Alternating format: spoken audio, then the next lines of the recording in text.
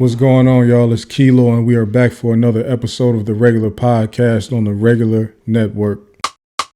It's real.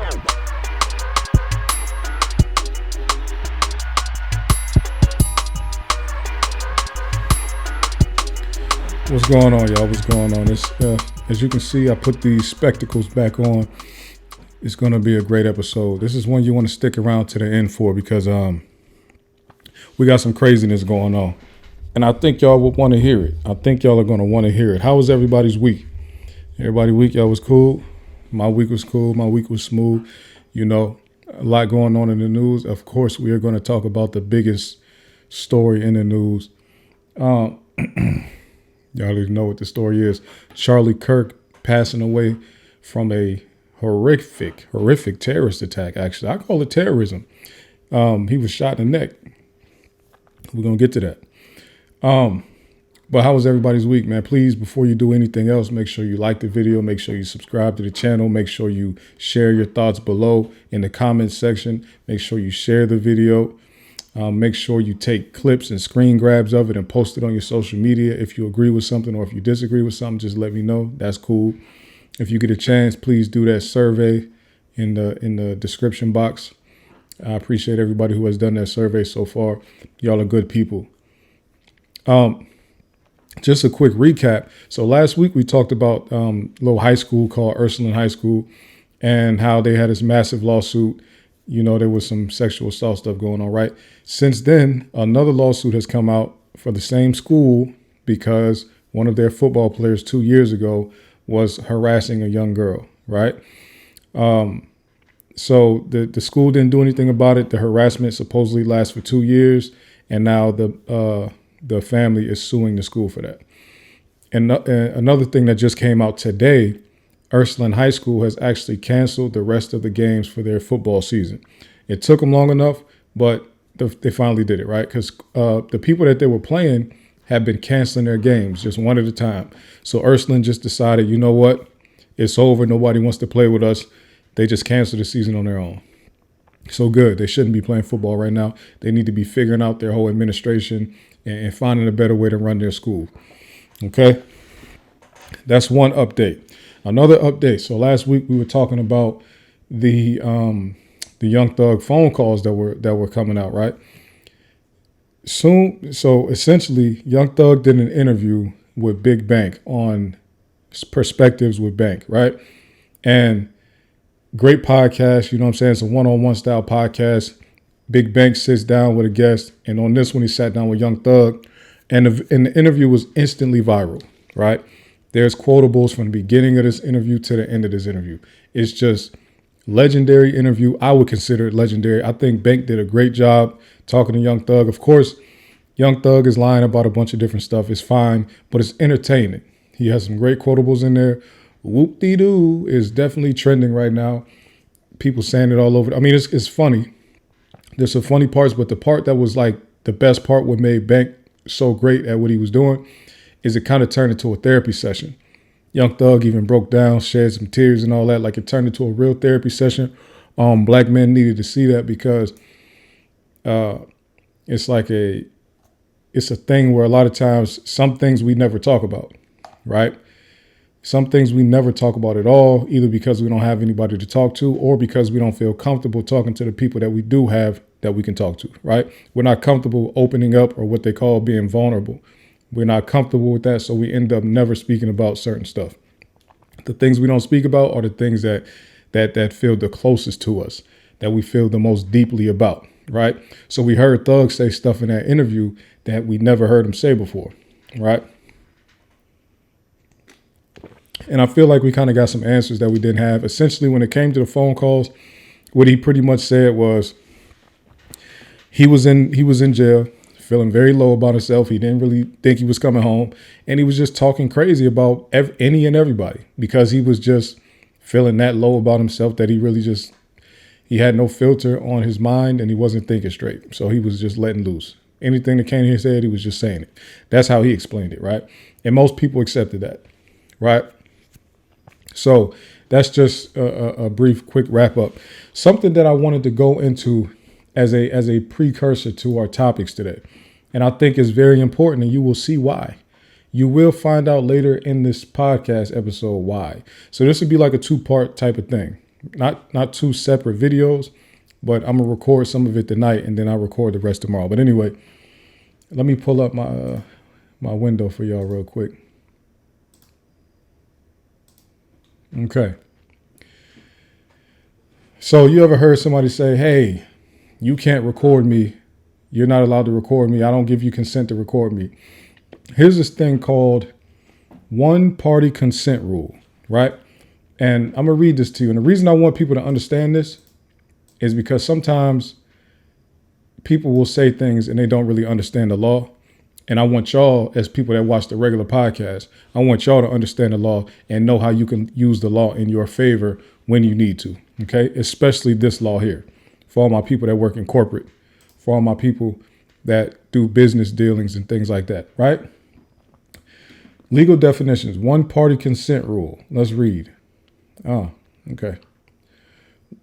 The one-party consent rule is a principle that allows one person to secretly record a conversation without the other person's knowledge or consent. This rule applies to most states in the United States, but not all. For example, if you are on the phone with someone and you want to record the conversation, you can do so without telling the person. As long as you are part of the conversation, you are allowed to record it. Excuse me. Another example is if you are in a meeting with someone and you want to record the conversation, you can do so without telling the person. However, if you leave the room and you leave your recording device behind, it is no longer considered a one-party consent situation. The one-party consent rule is important for people who want to protect themselves in a legal or personal situation. However, it is important to note that some states have different laws regarding recording conversations, so it is always best to check your state's law before recording any conversation. Now, I will tell you, good people, I'm in Georgia. Georgia is a one-party consent state, right? I want y'all to understand that. So if you are having a hard time in your corporate job, if you're having a hard time at any job and you want to record somebody saying something crazy, you can do so. You want to talk to HR, record that whole conversation. Actually, it wouldn't make much sense not to. And the reason I want to say that is, what I really want people to understand is this. Any conversation that you are a party of, when they say one party or single party, that means you are involved in the conversation. You're a part of the conversation, right? Any conversation that you are engaged in, you have the legal right in Georgia and a bunch of other states to record it. You don't have to tell people you're recording. You don't need their consent to record it. As long as you're part of the conversation, you can record it. Now, keep that. I want everybody to just lock that in your memory. It's called one-party consent. If you want to know which states that applies to, go to Google, type in one-party consent states, and you'll just get a long list of states. It's like 30 of them. Right? Okay. Y'all gonna see why that's important later. Now, the massive news story that happened this week. Charlie Kirk was killed. Now, why is it so ironic that something like this would happen this week? Now, first, it's not that it's all right. Last week, if y'all watched the podcast, you heard me talk about these right-wing people and these conservatives using FBI data to improperly paint narratives on black people, right? Saying that 13% of the population commits 50% of the murders, right? Charlie Kirk was the main political pundit or talking head that was pushing that message. Charlie Kirk was the main one going around saying 13% of the population can commit 50% of the murders, okay? He was incorrect last week, and he's still incorrect this week, even though he passed away. So it's ironic that just within a few days of me even putting that story out there or doing that segment, he's passed away. Excuse me, I had to clear my throat. So let's read this story. How the Charlie Kirk shooting unfolded in maps, videos, and images. Conservative activist and Trump ally was shot dead at a Utah Valley Christian event on Wednesday. Charlie Kirk okay. The conservative American activist Charlie Kirk, a podcast commentator, influential ally of Donald Trump, was shot dead on Wednesday while speaking at Utah Valley University. The university is in Orem, a city about 40 miles south of Utah state capital, Salt Lake City. Okay, here's a little map. As you can see, Salt Lake City up north up here by this lake. And then Utah Lake is right next to Utah Valley University. Okay? UVU, as they call it. About 3,000 people were attending a debate hosted by Kirk's nonprofit political youth organization, Turning Point USA, when the shooting happened. Now, this is why I call it a terrorist attack, right? The reason this is a terrorist attack, terrorist almost literally means to instill fear in people, right? And that's whatever you're doing.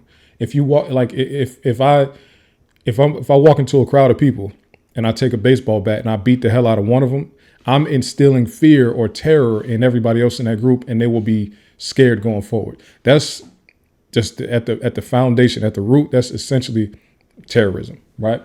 So this attack in front of 3,000 people, and we're talking about people who were standing within feet of this man when he got shot. That was intended to instill fear in the masses. Okay. So they say Kirk was addressing the crowd from under a white tent emblazoned with the slogans, "The American Comeback" and "Prove Me Wrong." So it's pretty much, if you don't know who Charlie Kirk is, right?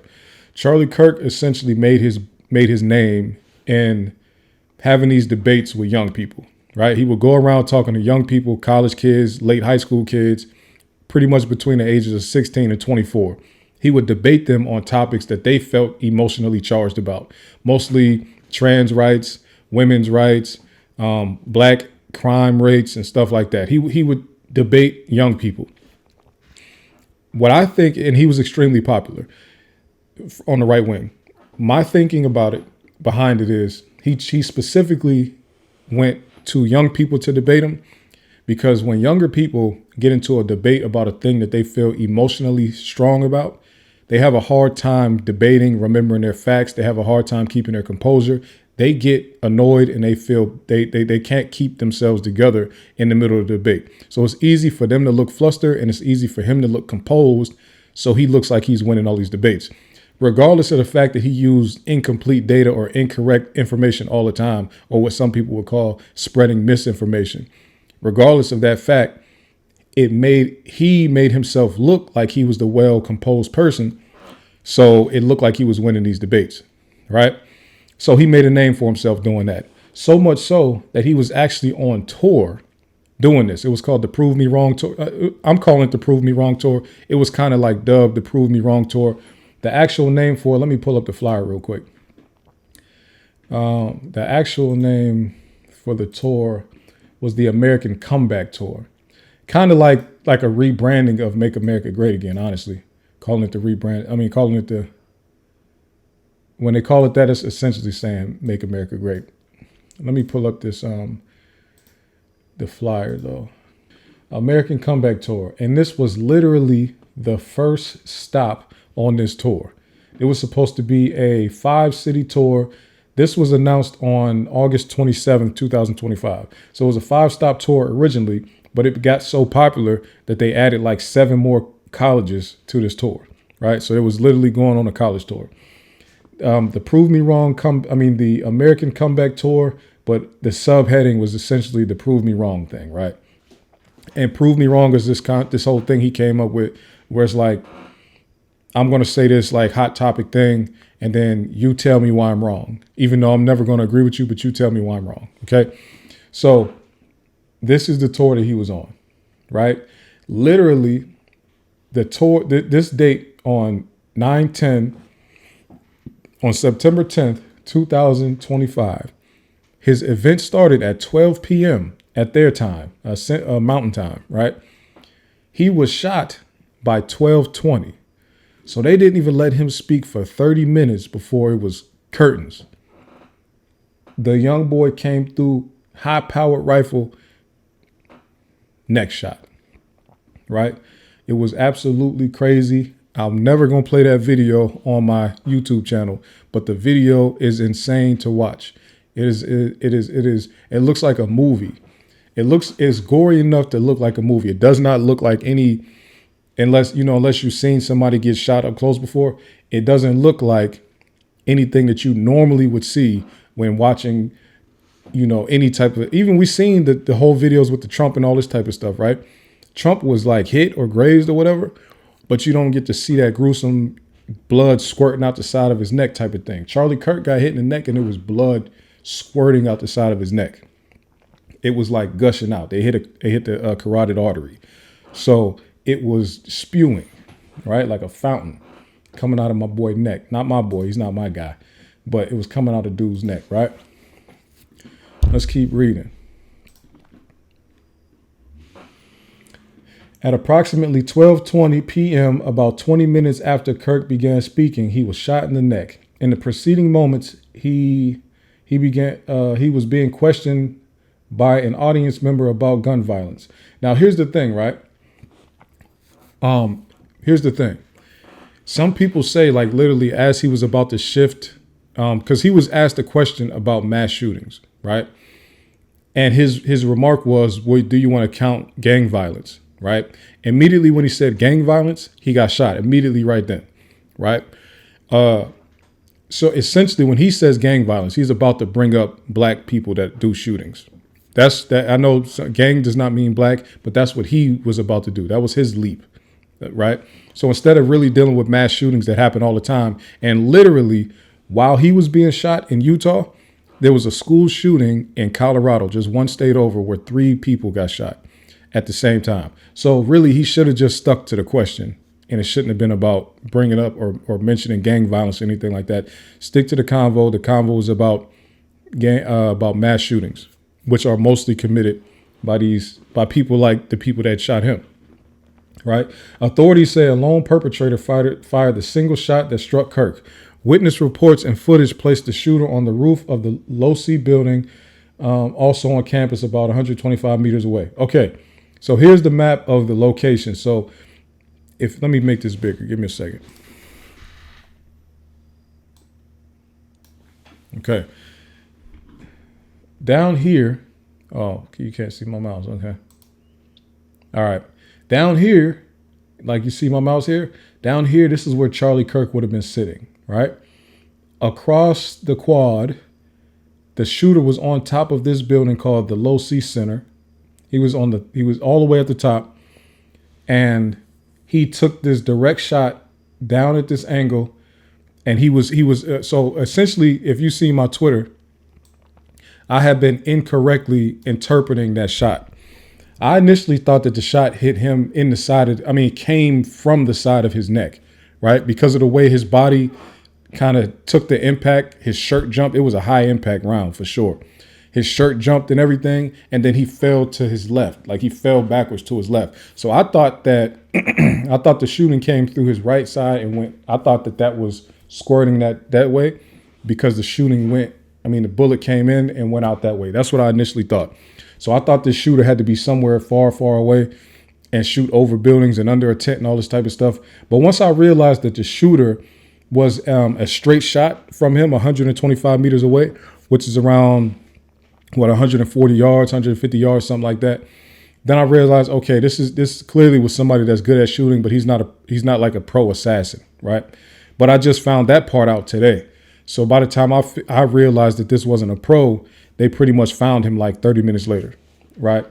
So initially, I thought this was an advanced shooter. I did not realize they were shooting front on. So really, at 125 meters, he should have been able to shoot him in the head. Sorry to be so graphic, but military training, if this was somebody that was military trained, and you don't even have to be a professional sniper. Me, I was a tech person in the military, and I was a combat driver, right? Me, as what I was, at 125 meters with a rifle and a scope, I could hit somebody in the eye. At 125 meters, you can hit somebody in the face without a scope on it, right? If you have a rifle and you know how to use it. You see what I'm saying? So you don't need a scope to hit something at 100 meters, 140, 50 meters, right? And really, when you get qualified with a rifle in the military, you have to qualify without a scope up to 300 yards. To become an expert, you are shooting at targets at 300 yards away with no aid on your eyes at all, right? This is just with the sights, the sights that come on your weapon, or the iron sights, whatever you want to call it, right? So this is definitely not a military situation. Of course, we know his information now. We'll get into it in a second. But originally, the reason I thought this was an advanced shooter is because I assumed that shot came from the side. And I thought the only thing that they could do was go for a kill shot, even though they didn't have access to his trunk area or torso area or his head. So a sniper would have took his head clean off. A real sniper, his head was coming clean off in front of everybody. So this wasn't a sniper. This wasn't a real sniper. This was somebody that just knows how to use a gun. Right. So yeah, 125 meters away, you could headshot somebody with no scope with that. All right, not a professional. Okay. Let's keep going. Footage posted online showing a figure moving at pace along the roof of the Low-C Center in the immediate aftermath. And matter of fact, give me a second. I have a video. Somebody actually, oh, there you go right there. You see that? So look at this video here. Somebody actually saw the gunman on top of the roof and got a video of him before the shooting happened, but they didn't know what they were looking at. You see this right here? They couldn't tell what they were looking at. They just saw somebody up there and they were recording it, talking about it, but they couldn't tell, right? Look at this. Look at that. That's a person right there that somebody actually recorded the guy before he did the shooting. It's crazy. And then they also have footage of the gunman running back across the, let me make this bigger for y'all.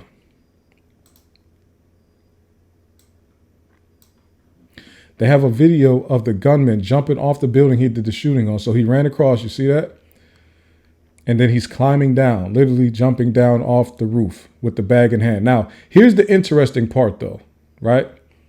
You don't see a gun in his hand and you don't see this is a long rifle that they're saying that he shot, right? Let me pull up the rifle that they say he was shooting. Give me a second. The weapon recovered by investigators was described by FBI official Robert Bowl as a high-powered bolt-action rifle. It was found in a wooded area near the shooting site in Utah. Bolt-action weapons are more precise than semi-automatic ones, although they have slower rates of fire. Bowl, a special agent in charge, said the weapon was being analyzed at an FBI laboratory. Okay. Let me see. Did they have a picture of this weapon? I think they had a picture. Somebody had a picture. All right, I don't see a picture. Okay, so let me pull up a picture of it, though. They have, give me a second. This is what the FBI is saying that this is what they found, right, in the woods. A Mauser 30-06 bolt-action rifle. Supposedly, this is the weapon that was used to kill Charlie Kirk. Now, do you see how this is? You might not be able to tell from the picture. This is a large weapon. This is a long gun. Right? A rifle, full hunting rifle, right? Is used to take down big animals, okay? Big deer, moose, elk, stuff like that. It's huge, right? Big long gun. Clearly you can see this weapon is fully assembled with the scope still on top of it, right? When we seen that man jump off the top of the roof, he did not have a gun this size on him. We couldn't tell if he had a gun at all, but he definitely didn't have this thing, right? He definitely didn't have this thing. So what they're trying to assert to us is that he did that shooting somehow, immediately disassembled it, put it in his book bag, and then ran away, and then ran through the woods, put it back together, and then threw it in the woods. Wow, that don't even really make sense. So something like this, where you have the gun, he doesn't have the gun in the video where he's jumping off the roof, yet somehow the gun was thrown in the woods. Things like this are what feed the conspiracy theory streets. I'm heavy in those streets, so I'm definitely down for the theories. I want to hear people's theories. Of course, what people are saying is this guy did not actually do the shooting, and whoever did the shooting for real is in the wind. They're gone. They'll never be caught, right? So I love that. Feed me all of the conspiracy theories. I love conspiracy theories, and this is actually a good one because this is a political assassination. I know some people are saying this is not an assassination. This is why I would consider it an assassination, because he might not be a politician, but he's a public figure and he's extremely popular, right? He's not popular with anybody that I'm cool with, but he's extremely popular, right? And because he's extremely popular and because he had cameras on him and because he was doing a tour and because it was a speaking event that he was at in front of 3,000 college kids, killing a person like that in front of that many college kids and on camera was enough. That is enough to spark violence in America, right? It's an assassination because of the impact.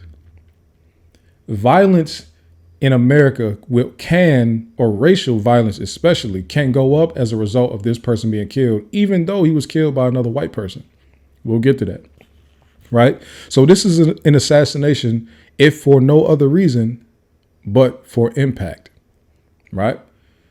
So it's not like I'm saying it's an assassination because this was an important political figure. No, it's because he was famous and he was impactful. Whether you knew who he was or not, he was impactful, right? Y'all see these white men with their phones and screaming and crying at the camera. Even some black men, even some black women, they screaming and crying at the camera because of how sad they are about this killing.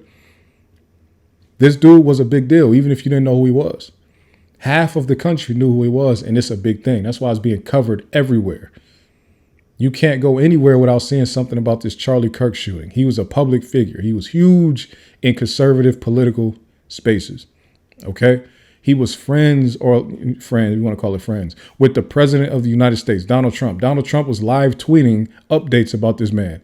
The military took his body in a casket and put it on Air Force Two. This is an assassination. Whether you want to call it that or not, don't matter. By definition, it's an assassination. Okay. Let's get that out the way. The conspiracy theory streets will eat for a long time off of this because the FBI will never be able to explain how he jumped off the roof without a weapon like this and somehow threw this weapon in the woods somewhere. The FBI will never have an explanation for that. Okay.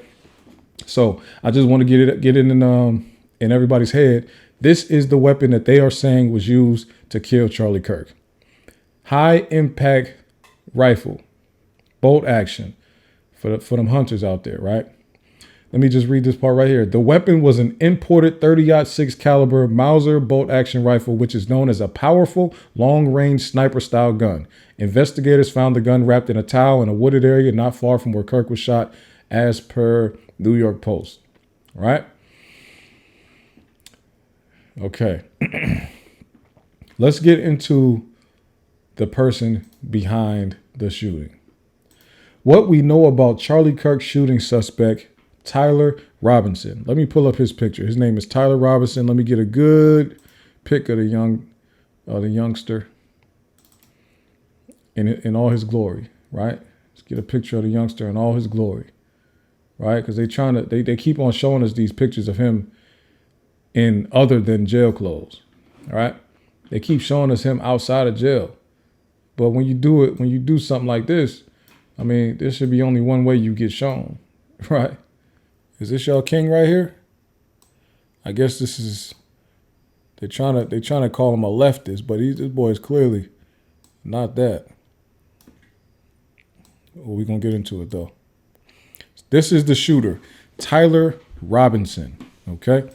Let's get to it. What we know about the Charlie Kirk shooting suspect, Tyler Robinson. Okay. Growing up in Utah suburb, Tyler Robinson seemed to be on a promising path. He had a close-knit family, scored well on standardized tests, and earned 4.0 GPA according to social media posts. After graduating high school in 2021, he filmed a video proudly reciting a letter from Utah State University offering him a 4-year merit scholarship. It's interesting how they introduced this guy who just shot somebody in front of 3,000 people. Shot and killed somebody in front of 3,000 people. They want to go through his promising path first. That's what they want to go to first. They couldn't find any troubling details to get into first. They got into his promising path first. Okay. Let's see what else they got to say. But Robinson left the state school just a semester after taking a leave of absence and never returning. Right? So this is interesting. He left the state school after a semester, taking a leave of absence after never returning. I could think of a few different ways that they would word that if that was a black person. They would definitely use the word dropout somewhere. They would definitely mention the fact that he never completed a full successful year of school. He left just after a semester. They shouldn't even have mentioned college at all. He was there for 4 weeks. He was there for like 12 weeks. Never even finished the full. This boy got 12 credit hours. Why is they even talking about college? Shouldn't even be talking about college. They should be talking about he made it through high school and didn't do nothing after that. That's what the conversation should have been about. Let's keep going. Now authorities are working to understand what happened in the intervening years that led Robinson to the rooftop where he allegedly gunned down conservative activist Charlie Kirk this week. The brazen murder, the latest in a string of attempted and successful assassinations of political leaders in recent years, has led to anguished, recriminations across America's political spectrum. While police are still investigating the killings, authorities have pointed to what they describe as anti-fascist messages engraved on bullet casings in a rifle found near the deadly shooting. Bullet casing in a rifle found near the deadly shooting as potential evidence of a political motive. One bullet was inscribed with "Hey fascists, catch." A message that Utah Governor Spencer Cox said Friday speaks for itself. A family member of Robinson told investigators that the suspected shooter had become more political in recent years and in particular had lashed out at Kirk at a recent family dinner. Okay, hold on. A family member of Robinson's told investigators that the shooter had become more political in recent years and in particular had lashed out at Kirk at a recent family dinner, Cox said. But the messages on the bullet casings also included a mix of memes and allusions to video games, suggesting a deep immersion in an irony-soaked online world where meanings can be difficult to precisely decipher. Charlie Kirk was killed by a troll. We're going to get into it. Tyler Robinson is a troll. He's the first, what we can see, troll to get out there, get in the field, and get active. All right, he's a troll for the show. You're gonna see what I'm saying. Those messages, including a series of arrows. Okay, hold on. I'm gonna get back to what the messages say because we're gonna let the person from the actually. You know what? Let me see something real. Give me a second. There's a video talking about this. Okay. Actually, we're gonna watch this now because it's hilarious. Give me a second.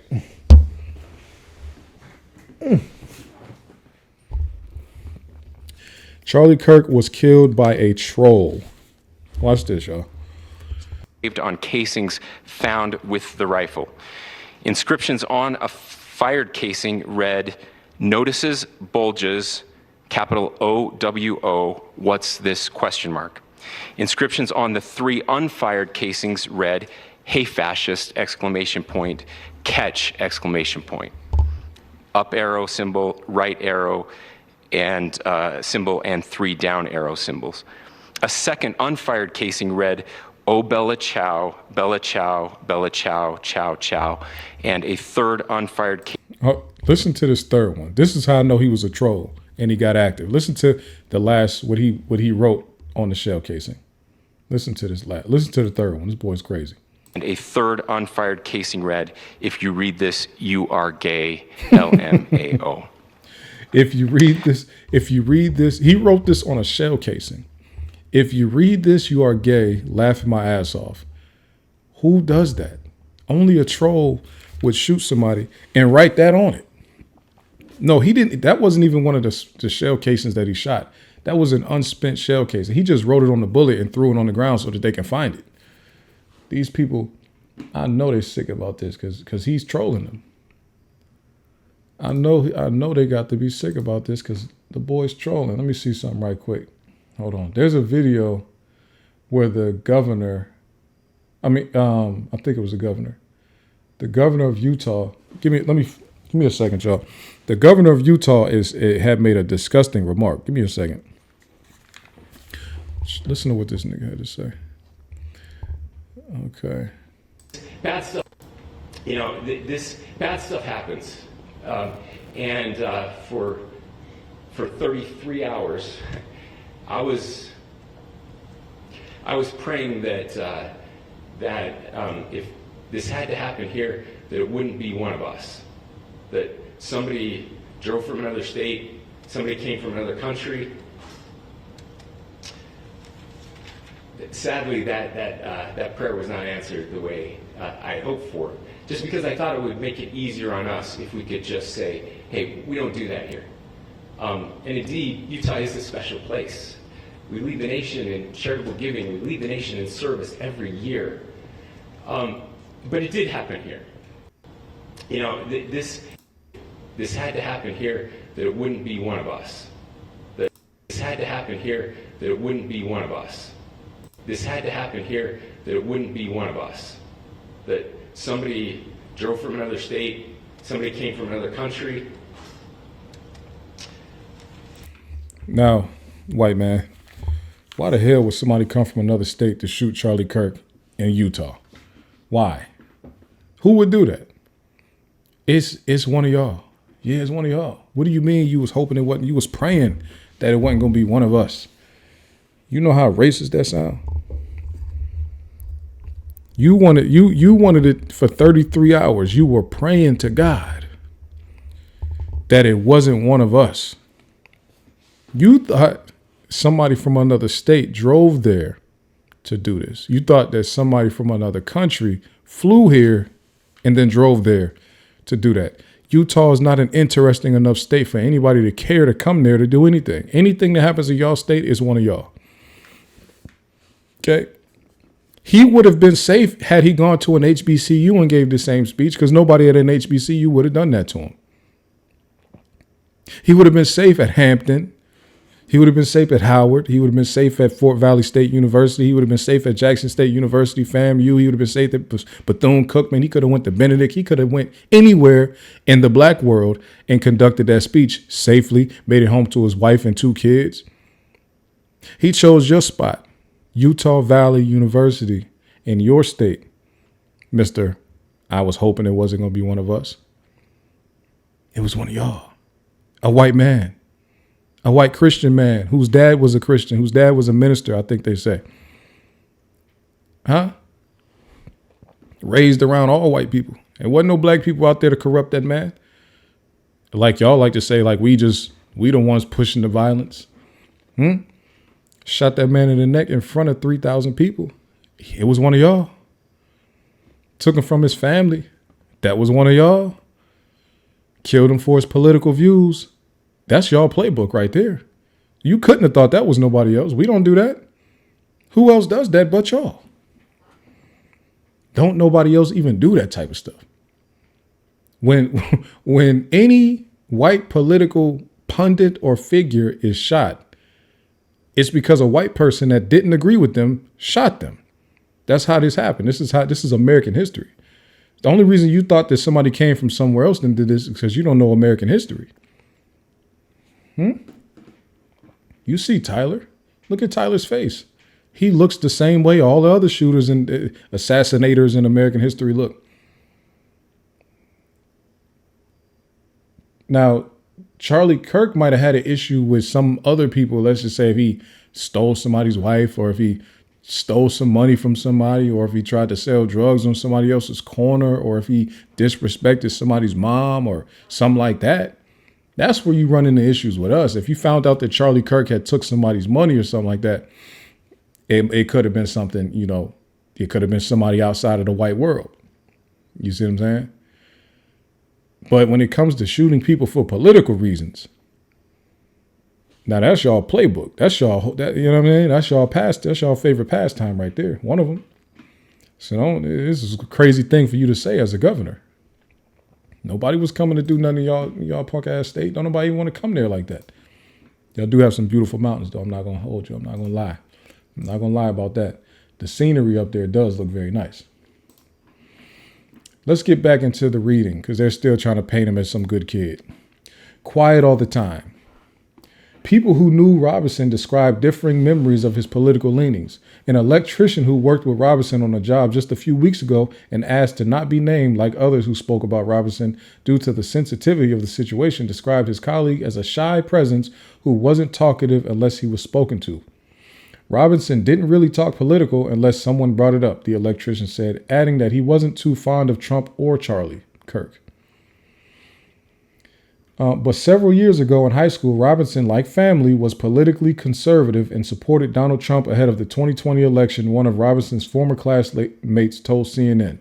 When I knew him and his family, they were like die-hard Trump, said his former classmate. When this happened, I was like, I don't know what changed. Voter registration records show that Robinson is currently registered to vote unaffiliated with any party, although he never cast a ballot, the Washington County clerk said in a statement.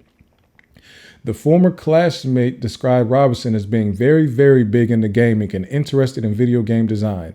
Robinson and his friends would spend their lunches playing the card games and all that kind of stuff. Robinson was quiet all the time and a little goofy, the classmate said, adding he didn't remember him making concerning statements or getting in any trouble. He was fun to be around, fun to talk to. He was just kind of shy and didn't open up very often. Mind you, this is an article about the shooter, not the victim. Keep that in mind. I'm talking about him being fun and shy. This is about the shooter here. Okay? Now, people who knew Robinson are struggling to reconcile the image of him with allegations laid out by police. After a 33-hour manhunt by a phalanx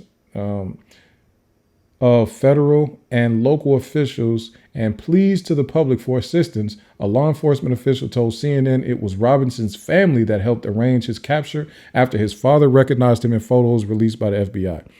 Robinson so far has not spoken to investigators, leaving authorities to continue their work to understand the roots of the killing. I'm going to tell y'all my theory.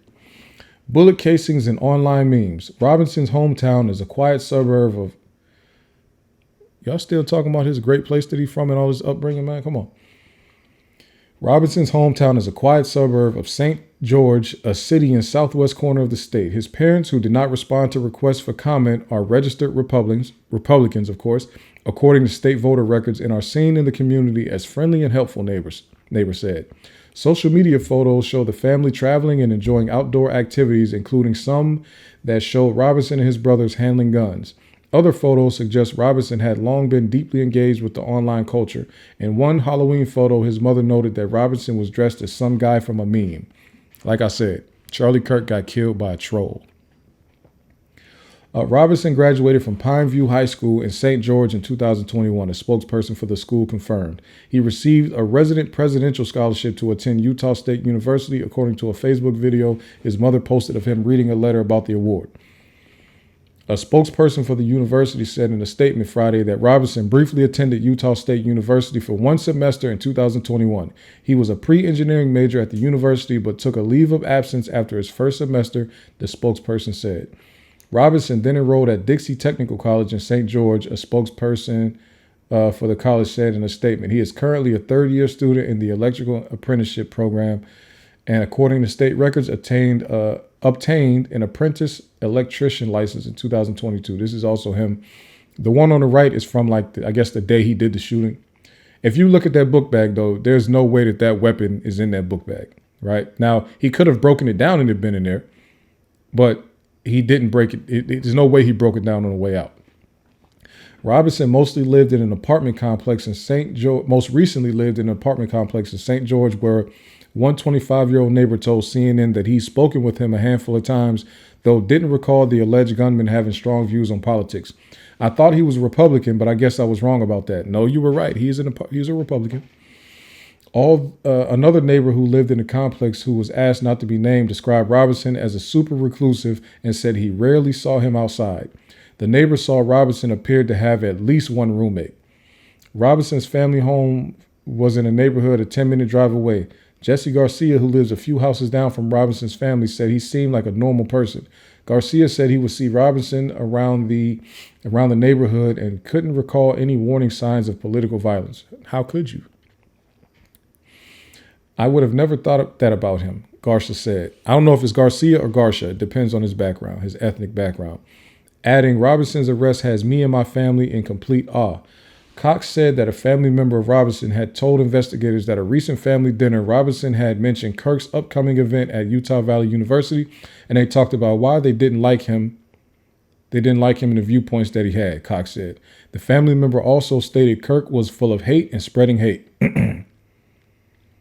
About 3.5-hour drive from Robinson's hometown to the Utah Valley campus, where he allegedly shot Kirk Wednesday afternoon, was well-known activists holding an event. Okay, this is let me scoot down a little bit. As police circulated image of the suspected shooter on Thursday, Robinson's father became convinced they showed his son and confronted him. Tyler, is this you? This looks like you, he asked 22-year-old. A law enforcement official briefed on the investigation told CNN his son acknowledged that it was him, the source said, and when his father urged him to turn himself in, suggested he would rather kill himself. But after father convinced him to talk with a youth pastor, Robinson agreed to be taken into custody. He got you to talk to a youth pastor? The person that went to school with Tyler Robinson said,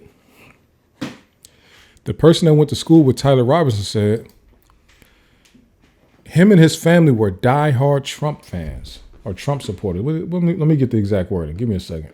The person said, when I knew him and his family, they were like diehard Trump, said one former classmate. When this happened, I was like, I don't know what changed. I'm going to tell you what changed.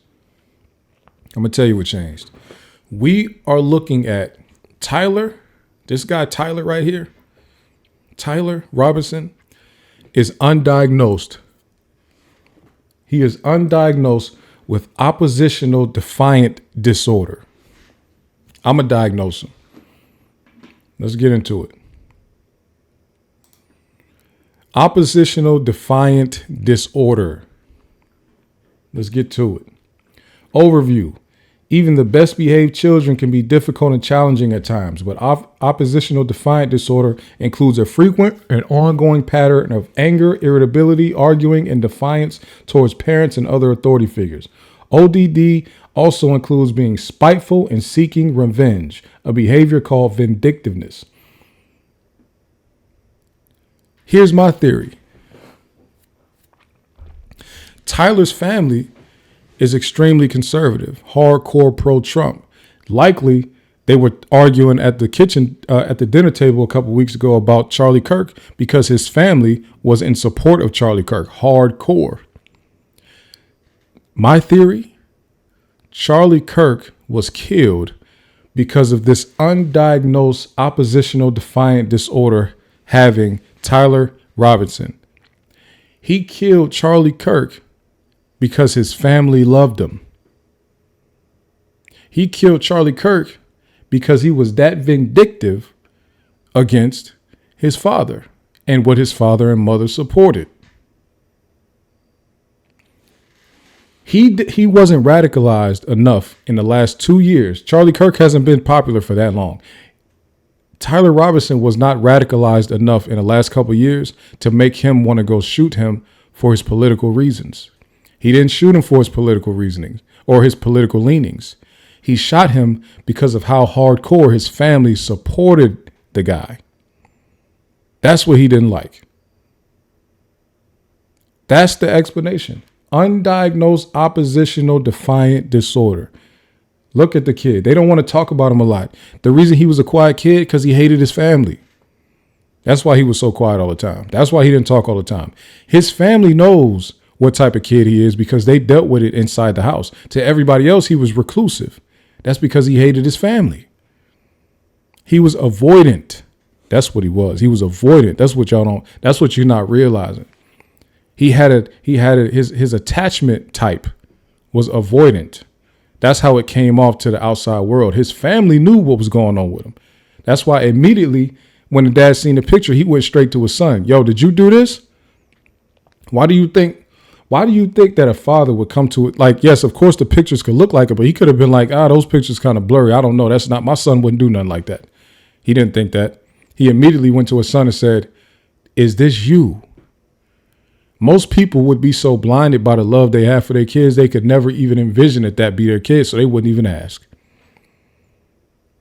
He went straight to that troubled son that nobody knew was troubled, but his reclusive behavior and him dropping out of college after having a 4.0 in high school, him dropping out of college with a 4.0 in high school, but he dropped out after a semester, that tells me he was defiant. That tells me he was spiteful. That tells me that somebody pissed him off and he said, you know what? I'm going to do the opposite of what y'all want me to do. We are looking at a case of undiagnosed oppositional defiant disorder. Charlie Kirk was not killed for his political views. Charlie Kirk was killed because the son hated his family.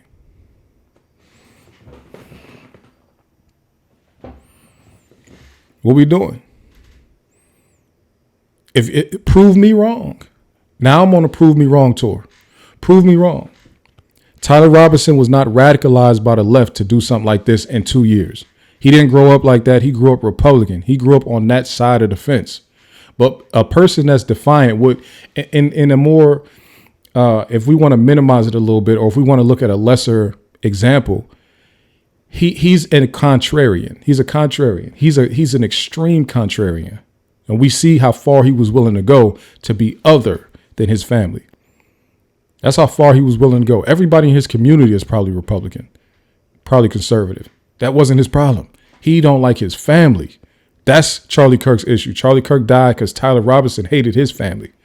I'm going to keep saying it. Undiagnosed oppositional defiant disorder. This is what Charlie Kirk was murdered for. I need one of y'all. This is something that you want to really treat as a child. But that's why I keep saying undiagnosed. Because it clearly was something that they were dealing with in that household that they didn't know what was going on. They didn't know why Tyler acted the way he acted. They didn't know why he was so smart, but he just was always rebellious. I'm sure when they had that argument about Charlie Kirk at the dinner table, I guarantee that wasn't the first argument they had with that boy about anything. He probably would argue with them all the time.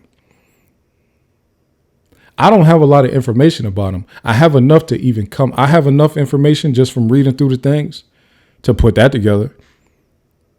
Y'all was arguing with Charlie Kirk. But he was against Charlie Kirk. That means somebody was for Charlie Kirk while he was arguing. Who was he arguing with? Right? He was arguing with his conservative dad. He was Republican in 2020. He was pro-Trump 2020. Right? So the Republican thing wasn't the issue. There's a bunch of Republicans he could have went and killed. Somebody that he hates loves Charlie Kirk specifically. I'm tripping. He wanted them to know that he did that. Right? He wanted his family to know he did that. He's a troll. He didn't kill Charlie Kirk. He was trying to, that was a rebellion against his dad. Vindictiveness. You'll see that?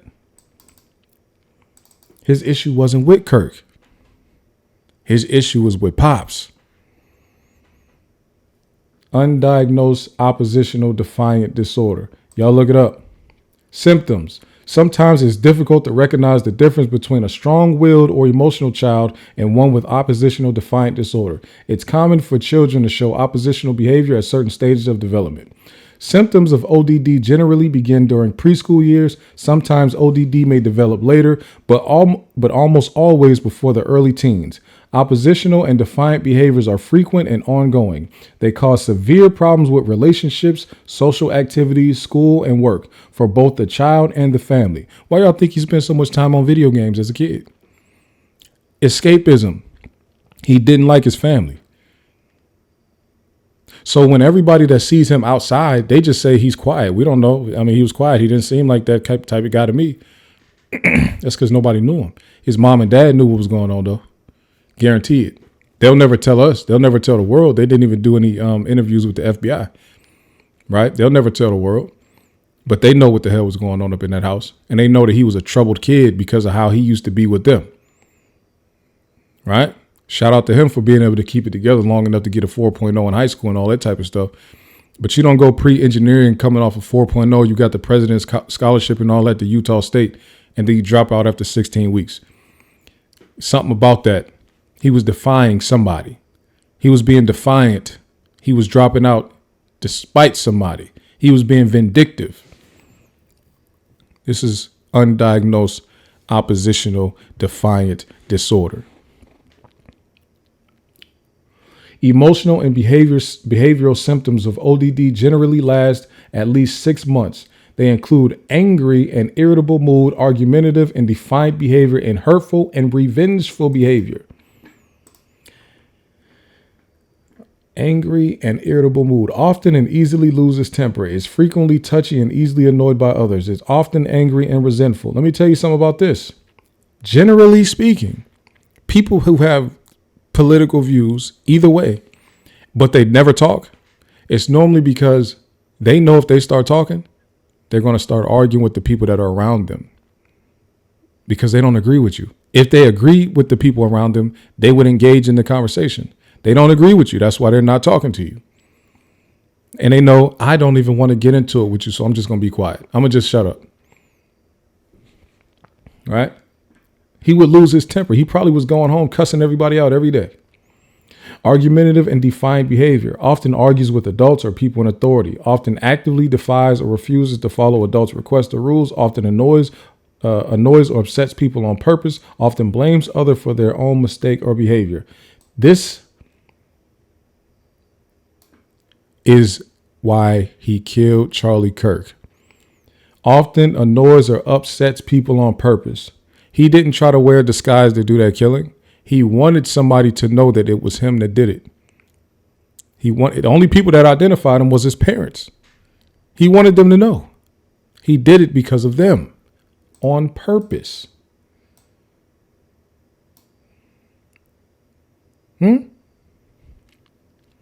Hurtful and revengeful behavior. Says mean and hateful things when upset. Tries to hurt the feelings of others and seek revenge, also called being vindictive. Has shown vindictive behavior at least twice in the past 6 months. We don't know. Severity. ODD can be mild, moderate, or severe. Went to see a doctor. They should have took him to the doctor a long time ago. The boy needed a psychologist. And we might find out that he had one if the family start talking. If the family would really start talking about him, we might find out that he needed one. This is undiagnosed oppositional defiant disorder. This is what Tyler Robinson had. You can't fool me. I know what I'm looking at.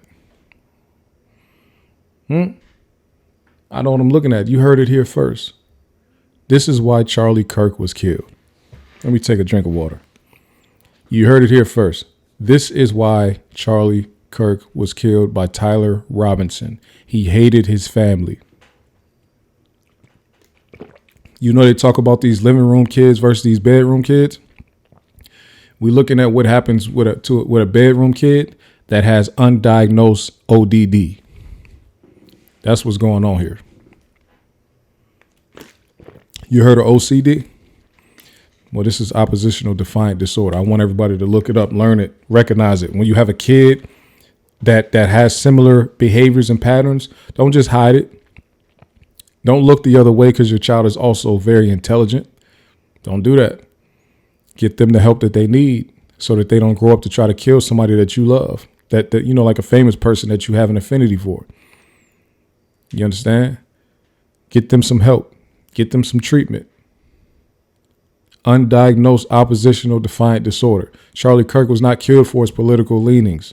He was killed because there was an undiagnosed white boy running around with a weapon. What we talking about? Is everybody okay? It's heavy. It's heavy. Y'all let me know what y'all think about that. Please put your thoughts in the comments. Please put your thoughts in the comments. Okay. Moving right along.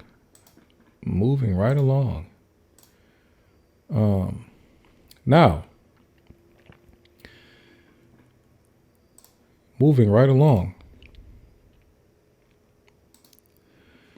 The black unemployment rate is at its highest since 2021. Here's why that's a bad sign for the economy. Here we go. Now, we got to talk about this because, you know, one of the most prevalent topics that I ever talk about on this podcast, one of the most recurring topics that I talk about on this podcast is black employment and black unemployment. I've talked about it many, many times over the years, talked about, you know, anything related to black people, employment, wages, unemployment, anything like that, right? Treatment in the workplace, laws about labor laws, all this type of stuff, right? Excuse me. Over the years, this has been a recurring topic because it's something I care about very much. The second part of that headline says, here's why that's a bad sign for the economy. Pretty much saying, yes, black unemployment is high. We kind of don't care about it, but we do care about what it indicates for everybody else. It's kind of disgusting. Our unemployment rate is always higher than everybody else, and they never care. They only care when it gets high enough that it looks like it's going to affect other people. Let's read. The subtitle says, or the subheading says, the unemployment rate for black Americans hit 7.5% in August, which some economists see as a canary in the coal mine. First of all, the jobs creation has been very low in recent months, right? Very low, right? That's something to keep in mind. Unemployment for black Americans is at its worst level since the pandemic, with some economists seeing the latest results as a sign of worse things to come for the U.S. economy. The unemployment rate of black Americans hit 7.5% in August, according to seasonally adjusted data released Friday by the Bureau of Labor Statistics, its highest since October 2021. More than double the rate seen for white workers. It's always double the rate of white workers. Some possible reasons include federal job cuts and tariff-fueled economic uncertainty. Meanwhile, the unemployment rate for black men at 7.1% was slightly higher than the 6.7% unemployment rate for black women in August. Although black women have seen bigger employment losses since the first quarter of this year. Black teens of both sexes, ages 16 to 19, had an unemployment rate of 24.8%.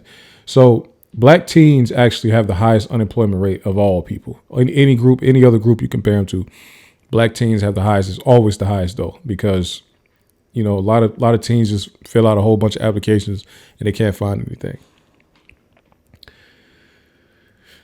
Okay, that's not a great thing for the country's economic well-being. What we find typically is that the unemployment rates that you see for black and particularly black males are a telltale sign of the direction of the economy and what we can expect to see hit overall in a few months, said Gary Hoover, an economist at Tulane University. Now, you see what I mean?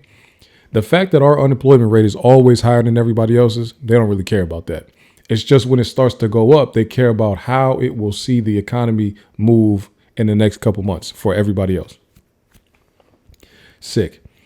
Benga Ajalore, chief economist at the left-leaning Center on Budget and Policy Priorities, similarly sees black unemployment as a canary in the coal mine. He added, if it's steadily starting to go up, that portends that the economy might be headed toward a downturn.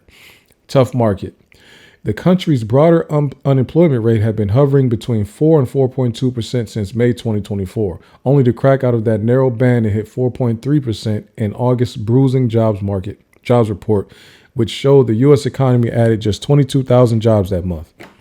That was far below the 75,000 positions economists had anticipated. Revised numbers also showed the economy shed 13,000 jobs in June, the first net job loss since 2020. Downward revisions to jobs numbers included in July's report, which also showed fewer than expected monthly gains, led President Trump to fire former BLS Commissioner Erica McIntyre. Erica McIntyre. Other signals of a tough labor market abound. The unemployment rate for workers above the age 25 with a bachelor's degree, for instance, is also at its highest since the pandemic, and there were more jobless Americans than available positions in July for the first time since April 2021. Since black workers are often seen as the last hired, first fired, tight labor conditions may impact them in particular. Okay. Some of the job losses. Okay, so, all right, now I'm not even going to get into that. Some of the job losses for black workers can also be explained by sector-specific trends. For example, black workers make up nearly 19% of the federal workforce, which has been significantly reduced since President Trump took office. The federal government is down 97,000 jobs since January, according to the Labor Department. Additionally, more than a quarter of black men worked in logistics described as production, transportation, and material moving occupations by BLS. In 2024, noted Joseph Dean, a research economist at the National Community Reinvestment Coalition, a nonprofit group with 18.9% being in transit specifically. The unemployment rate for transportation workers has ticked slightly higher in recent months, though payrolls for transit and warehousing have also increased in the past year. Tariffs may be having an impact on black employment, especially since manufacturing jobs also being hit hard.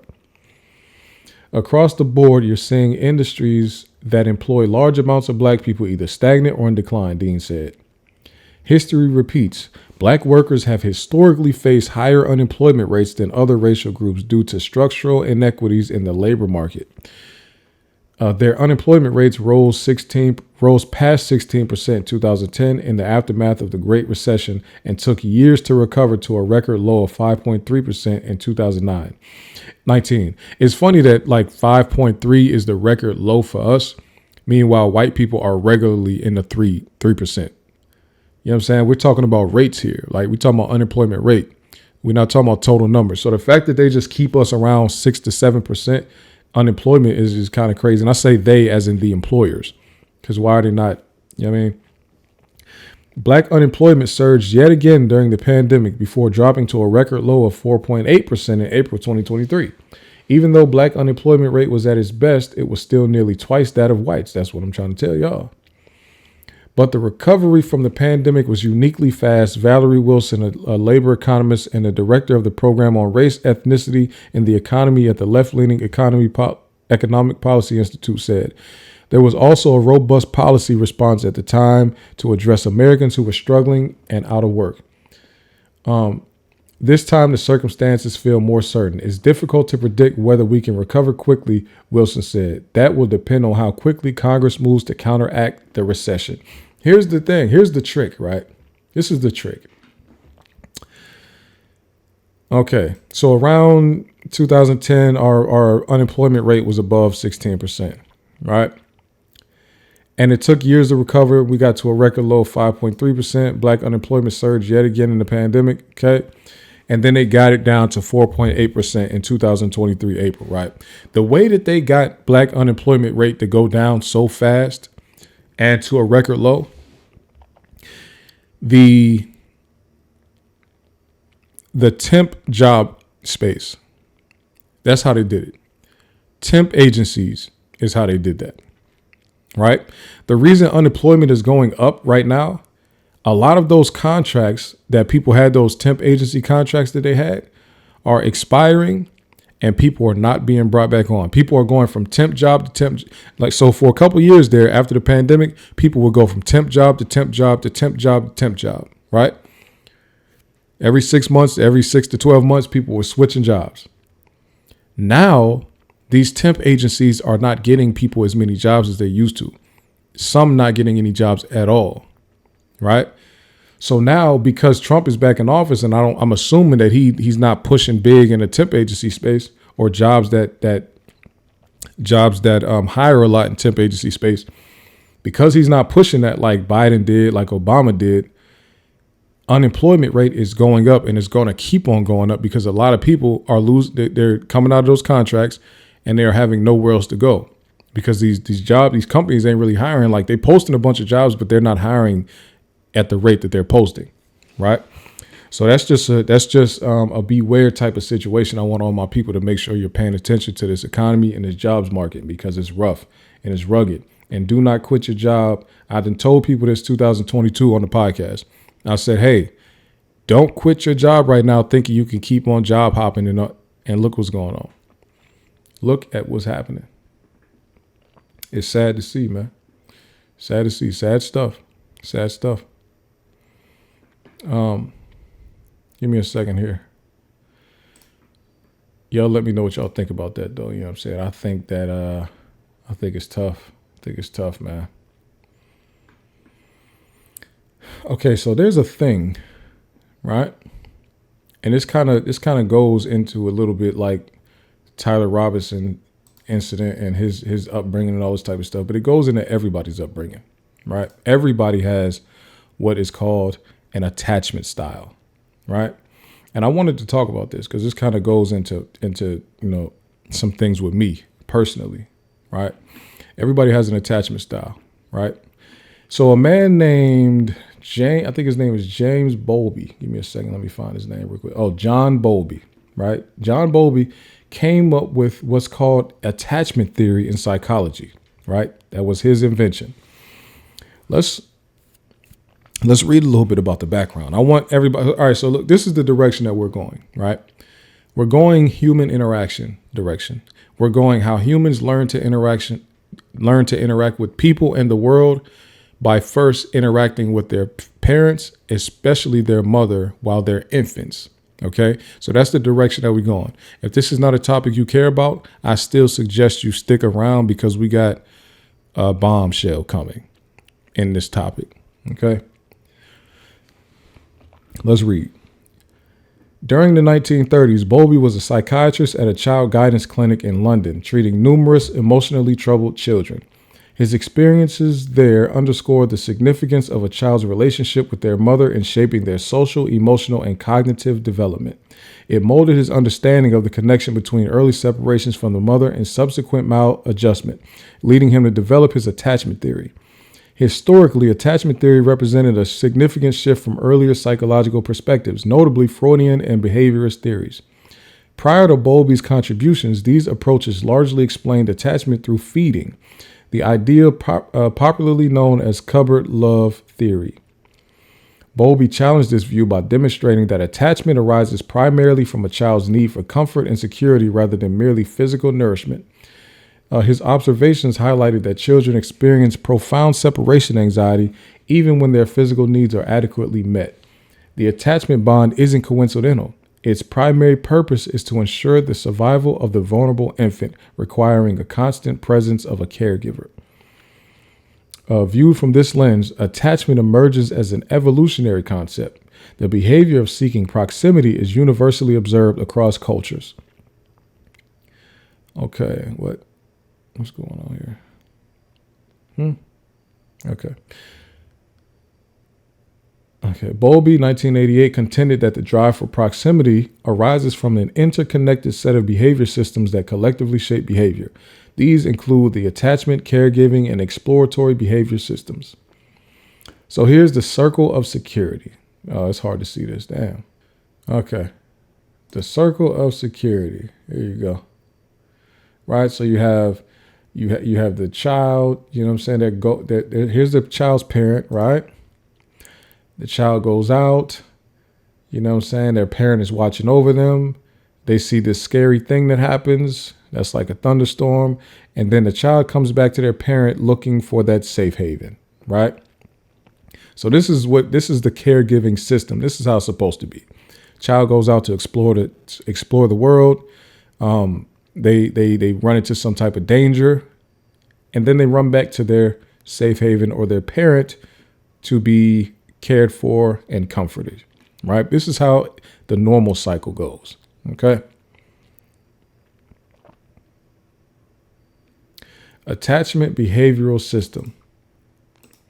The primary goal of the attachment system is felt security, which means feeling safe, understood, and supported by your caregivers. Felt security lets individuals confidently explore their surroundings and manage stress, effectively fostering growth and resilience. The attachment behavioral system helps children manage their need for safety alongside their desire to explore and learn the world. This system becomes active when children encounter stress or discomfort, such as internal issues like hunger, illness, tiredness, or external threats, unfamiliar situations, frightening stimuli, or perceived danger. The greater the perceived stress or threat, the stronger the child's instinct to seek closeness and reassurance from caregivers. This attachment system is most prominent during the first 5 years of life, a critical development period marked by significant dependency and vulnerability. When activated, children engage in behaviors designed to gain closeness and comfort, including crying, calling, reaching, clinging, or actively seeking physical proximity. Successful proximity seeking, reassurance, and comfort from caregivers help deactivate the attachment system, returning children to a calm and secure state. Okay, let's get to the attachment styles. All right, let's read about attachment styles, the actual attachment styles themselves, right? Attachment styles refer to the particular way in which an individual relates to other people. The style of attachment is formed at the very beginning of life, and once established, it is the style that stays with you and plays out today in how you relate in intimate relationships and how you parent your children. The concept involves one's confidence in the ability of the attachment figure for use as a secure base from which one can freely explore the world when it's not in distress, and a safe haven from which one can seek support, protection, and comfort in times of distress. This is a pretty cool graphic that they have here. Let me show it. Okay, so this pretty much has the attachment styles, right? In the top left corner, you have secure, right? And they're showing that when you have a positive model of others and you have a positive model of self, you will be secure. On the right, you have the anxious attachment style. right? When you have a positive model of others, but a negative model of self, you will be anxious. Down in the bottom right, you have a fearful attachment style. When you have a negative model of self and a negative model of others, you will be fearful. You will have a fearful attachment style, right? And when you have on the bottom left, you have avoidant. When you have a positive model of self, right, and you have a negative model of others, you are considered to be an avoidant attachment style. Now, for me personally, avoidant is where I fall, right? Avoidant is where I fall. So we are going to read through these different attachment styles. It says fearful here, but the actual 3 attachment styles are secure, anxious, and avoidant, right? Let's read about them. Secure attachment style. Bowlby, 1988, describes secure attachment as the capacity to connect well and securely in relationships with others while also having the capacity for autonomous action as situationally appropriate. Excuse me. Secure attachment is characterized by trust and adaptive response to being abandoned and the belief that one is worthy of love. An infant with a secure attachment is characterized as actively seeking and maintaining proximity with the mother, especially during the reunion episode. The infant may or may not be friendly with the stranger, but also shows more interest in interacting with the mother. Additionally, during the same situation, the infant tended to be slightly distressed during separation from the mother, but the infant rarely cried.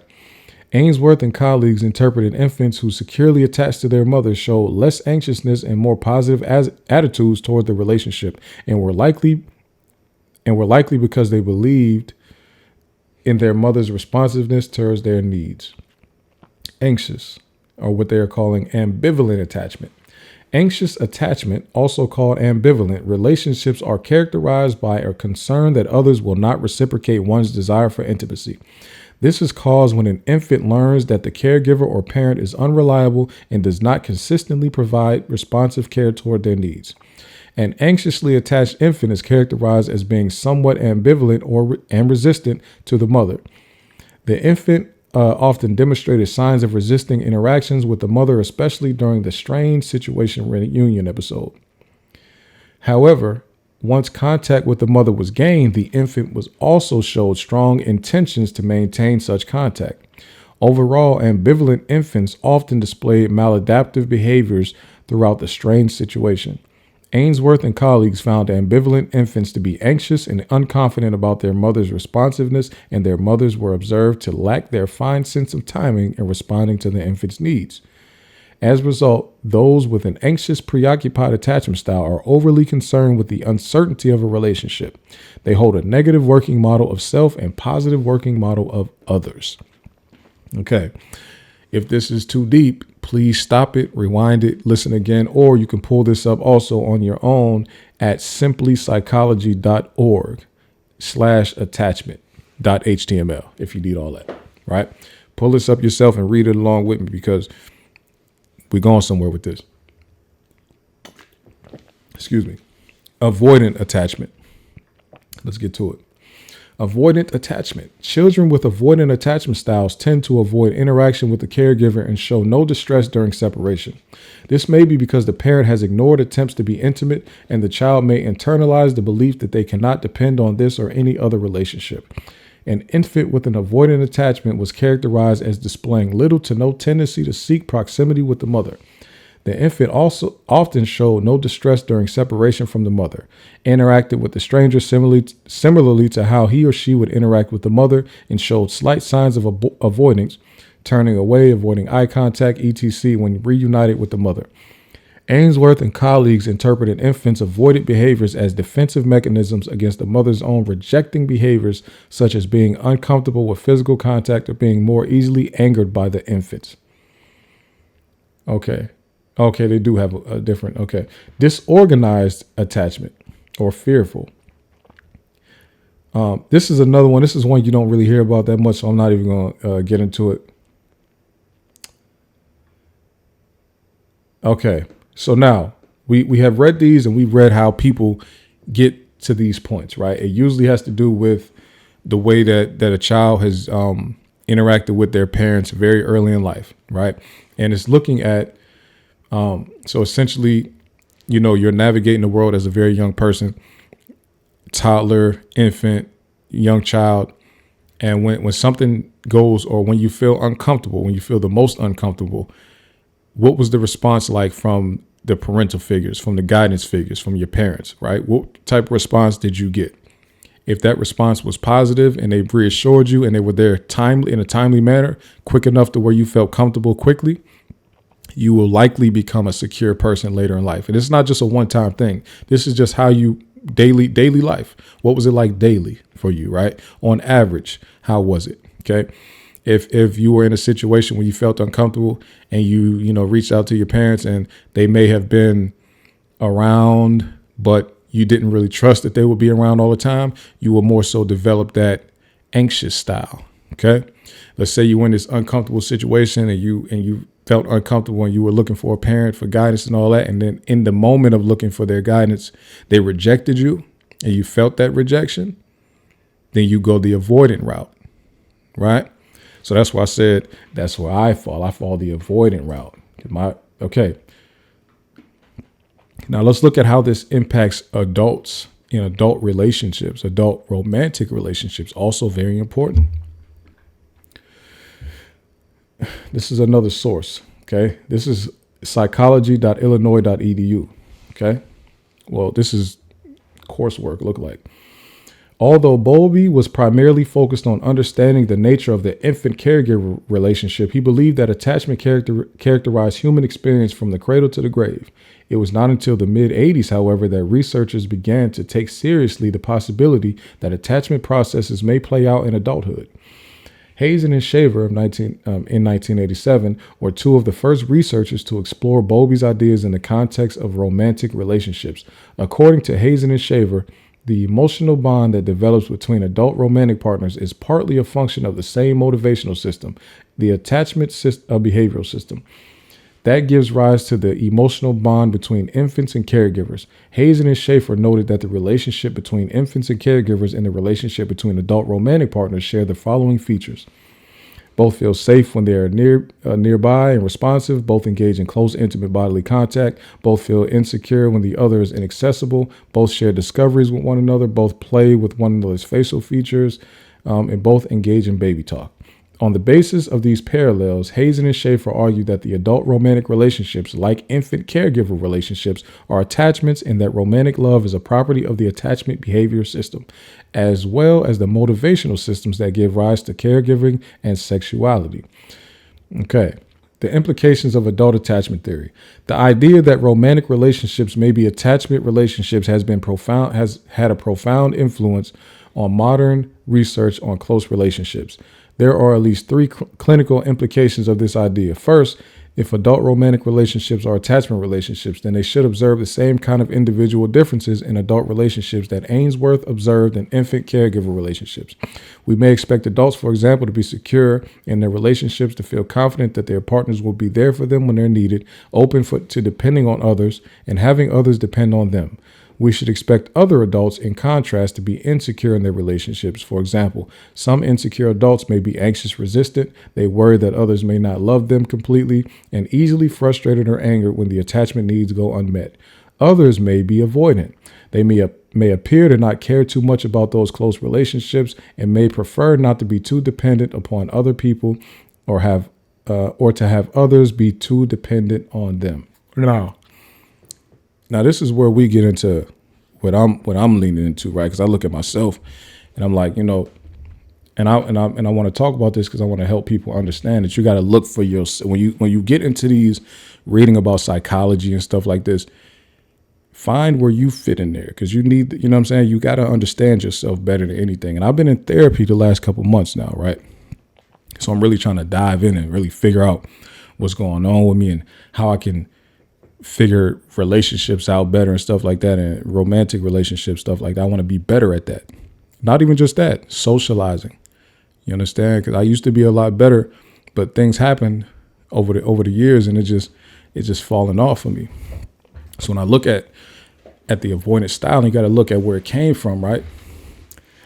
It's all right. So when they talk about the avoidant thing, it's like, okay, so when I was young, I started to get the feeling that a lot of people in my family didn't really care. Not that they didn't love me, not that they didn't care about me, but they didn't really care about what I had going on, right?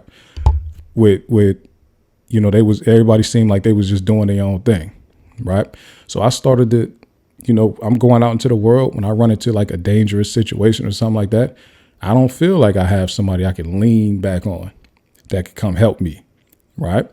So this is when it started to coming across my mind, my memory, and I'm like, dang, when I was a junior in high school, I'm running into an inappropriate relationship or entanglement or situationship with a teacher at the time, right? And I actually, like when I was younger, when it was back then, I didn't really think anything was wrong with it. So of course I didn't say nothing because I thought I was the man. I'm thinking I'm cool. But when I really think about it, I'm thinking like the reason that nobody really in my family knew about it, it wasn't because it was just some big secret. In my eyes, they didn't know about it because they didn't really care. So that's what helped fortify that avoidant thing. It's like I'm out in the world, I'm in a situation with an adult. It's actually dangerous, but there's no protection system for me at that time. At 15 years old, when I met this teacher, 16 years old, when it started to get inappropriate, and that teacher is 30, 31, is inappropriate. There's no that when you looked at that graphic, that safe haven thing, I don't have that safe haven thing I can go back to and be like, hey, I'm in this situation, save me from it. You see what I'm saying? I'm not in that. But the crazy thing about it is, thinking about it and all this type of stuff, I had posted a picture of me and that teacher on Facebook. So it was causing like a big uproar back in my hometown. It was causing a big uproar. And it made its way around. I wasn't in contact with the teacher anymore, right? So it was making its way around, but I had the teacher's face kind of marked out, right? Her eyes was marked out. So, of course, people who knew the lady still knew who it was, even with the eyes marked out. So it got back to her. So I could, when you're on TikTok, you can see who's looking at your profile. So the teacher ends up looking at my profile. I see it. So I get her info. I hit her up and I say, hey, I'm about to talk about this situation on my podcast. Do you want to explain yourself? And she says, yeah. We get on the phone, right? We get on the phone. We have a 30-minute conversation. She's pleading her case as to why I should not be showing that picture on the internet. Excuse me. And why I have to leave her name out of it. Stuff like that, right? This is 30-minute conversation we have. I tell her, look, I'll take the picture down if you come on this podcast and talk about what was going on. So that's what we're going to put in here. I'm going to have a conversation with her. We're going to put it right up in here and y'all can hear me and her talk. And what she's going to talk, hopefully she's honest about what was going on, that she essentially seen a young black boy that did not have any real adult supervision around. That, you know what I mean? You could tell that I was kind of just doing my own thing, wandering. That's when I started. That was like 11th grade. So when I started to get into stuff that some people would call street activity, stuff like that was going on at that time, 16. So it really wasn't there was no safe haven, right? So the money in the house was funny. The utilities would be off and on type of stuff. The food was funny. So she seen that, and not that she's seen it, but maybe you could tell when you run into a person at school that they're not doing the best, right? And she, you know what I mean? Me and her would be, it was inappropriate, put it like that. But I'm going to see what she has to say about it, and we're going to talk about it, and y'all going to get to hear a conversation with a teacher who was actually going to admit that she had, and she's still a teacher, that's actually going to admit to being in an inappropriate relationship or entanglement or whatever you want to call it with a minor. And it's funny that she's going to talk about it because it's still within a statute of criminal limitations. Like she could still be prosecuted for it. So it's odd that she would even agree to it. But she was she had so much anxiety around the picture being up. She wanted the picture to come down so bad that she wanted that she said that she would actually come on this podcast and discuss that time. Right. Now, the reason that it was a thing on Facebook is because this teacher actually, not just with me, but had a reputation at another school of doing something similar or multiple times, right? So she was known to have be extremely close, weirdly close, strangely close with some black boys, right? So I know that what happened with me and her is enough that she probably shouldn't be working at schools anymore. But it'll be interesting to see what she thinks. I know that there's some people that I love. They're not going to let her off the hook. So once this goes out there, they're definitely going to contact her employer and let the employer hear the conversations and definitely try to make it so she cannot work around kids anymore. But all of this comes from my avoidance style. Something was going. So remember last week we talked about the Ursula situation, right? The kid at Ursula, and it immediately jumped out at me that the boy was in that situation while he was in Florida with the team, with his football team, being hazed and attacked and harassed and everything. And he immediately told his mom about it, right? He immediately told his mom, and his mom immediately did something. But it wasn't just about his mom doing something. It was about him trusting that he could tell her and that she would do something, right? I don't have no close relationship with my mom, so I wouldn't have told her nothing like that. And like when I'm talking about the situation with my teacher, I didn't tell her nothing like that. And that teacher been in my house a couple of times, and it never came up. You see what I'm saying? So that jumped out to me immediately because I'm like, damn, I don't know if I would have. I don't know a lot of people that would have told their mom that. I'm sure there's other players on that team that this happened to that didn't tell their mom because they're not comfortable. They may have attachment issues, stuff like that, right? So when I think about it, I'm like, damn, even then, I'm thinking like, I'm just thinking I'm dealing with a 30-year-old woman because I'm just that nigga. You understand? I'm thinking like if anybody at the school got a teacher, it should be me. You know what I mean? Because I was him. I felt like I was really like that. And, you know, I didn't see how else it should go. You know what I'm saying? To me, it wasn't like she was my girlfriend. She was one of many girls that I was talking to at that time. Other kids at the school thought she was weird because they was like, she was pretty much competing with the girls my age for me. That's how it came off. You see what I'm saying? It came off like she was being a little bit rude to the girls that might have liked me. And they thought she was weird. You see what I'm saying? If she knew they liked me. You know what I'm saying? So it was, I'm just thinking like, shit, I'm just really one of them ones. That's what I was thinking at the time. Not really realizing that there was an older white lady preying on me. You understand? That's not what I was thinking. So I'm very anxious for y'all to hear this conversation, and it should be coming up right now. All right, y'all. So we had a situation, right? Essentially, I was going to allow the teacher who there was an inappropriate relationship with back when I was in school come on the podcast and actually tell her side of the story. And she agreed originally. But then right when it was time to get cracking, get recording, she got cold feet. She backed out. But I had a conversation with her on the phone a few days ago, and I recorded it. And remember how I opened up the podcast and I told y'all about single party or one party consent? Well, I didn't have to tell her I was recording. So I recorded it. And she really shouldn't have flaked because the phone call, I think, is worse actually than what you probably would have heard had she just talked to me on the podcast. Right. So what I want y'all to hear is a person who was really trying to justify her actions, who was really trying to get me, the quote unquote victim, to protect her in this situation, how she was only really worried about her future. She wasn't really worried about the long-term implications of her own actions. And this is a person that is still working in schools. So I want to let y'all hear how she sounded on this phone call. Let's get right into it. Give me a second. Hello. Hello. What's going on? I just got home. Okay, what's up with you?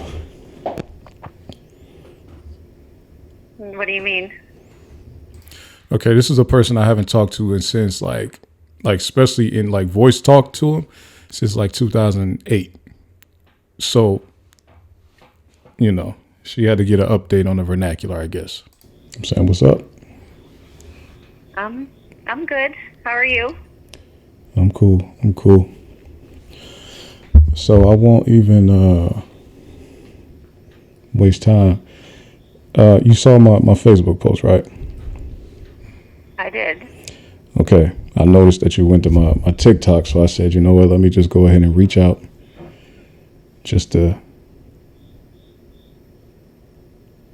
you know, in case you wanted to say anything. I don't know if you did want to say anything, but if you did, I wanted to give you a chance to. Well, I appreciate it, and I want you to know I'm not mad at you. Mm-hmm.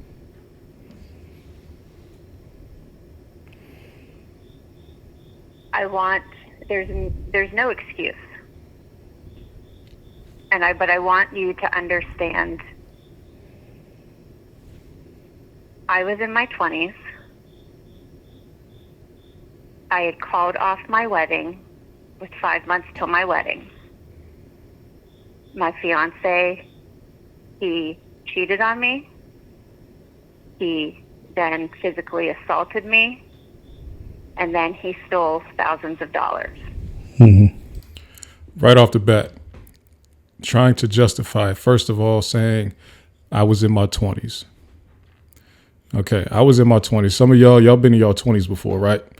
Anybody remember getting into an entanglement with a 15 or 16-year-old while you was in your 20s? I mean, I know some of y'all have because there's some people out here. But anybody, do y'all, you know what I mean? Do you have stories like that where, hey, I was in my 20s and, you know what I mean? Like that 15-year-old was looking good. Anybody got stories like that? Because I don't. And then my fiance was doing XYZ to me. Anybody else had a bad breakup? Did they go find any 15 or 16-year-olds attractive in their 20s? Not me. This was the time. And I spiraled. It's not an excuse, but when you are hurt, I was not looking to be like preying on you. I was in a place where I was so messed up. I was just seeking validation because the man I thought I was going to spend my life with just did all of that to me. Mm-hmm. I was completely fucked up.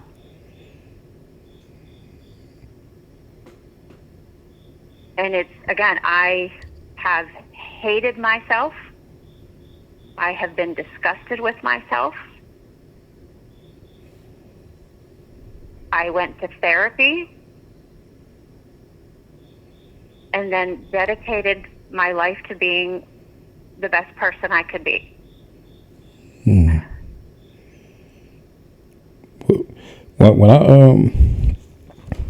When I look back on it, right, of course, at that time, I didn't think anything of it. Really, I you know, it was cool to me. But when I got older, of course, I started to realize it was inappropriate. But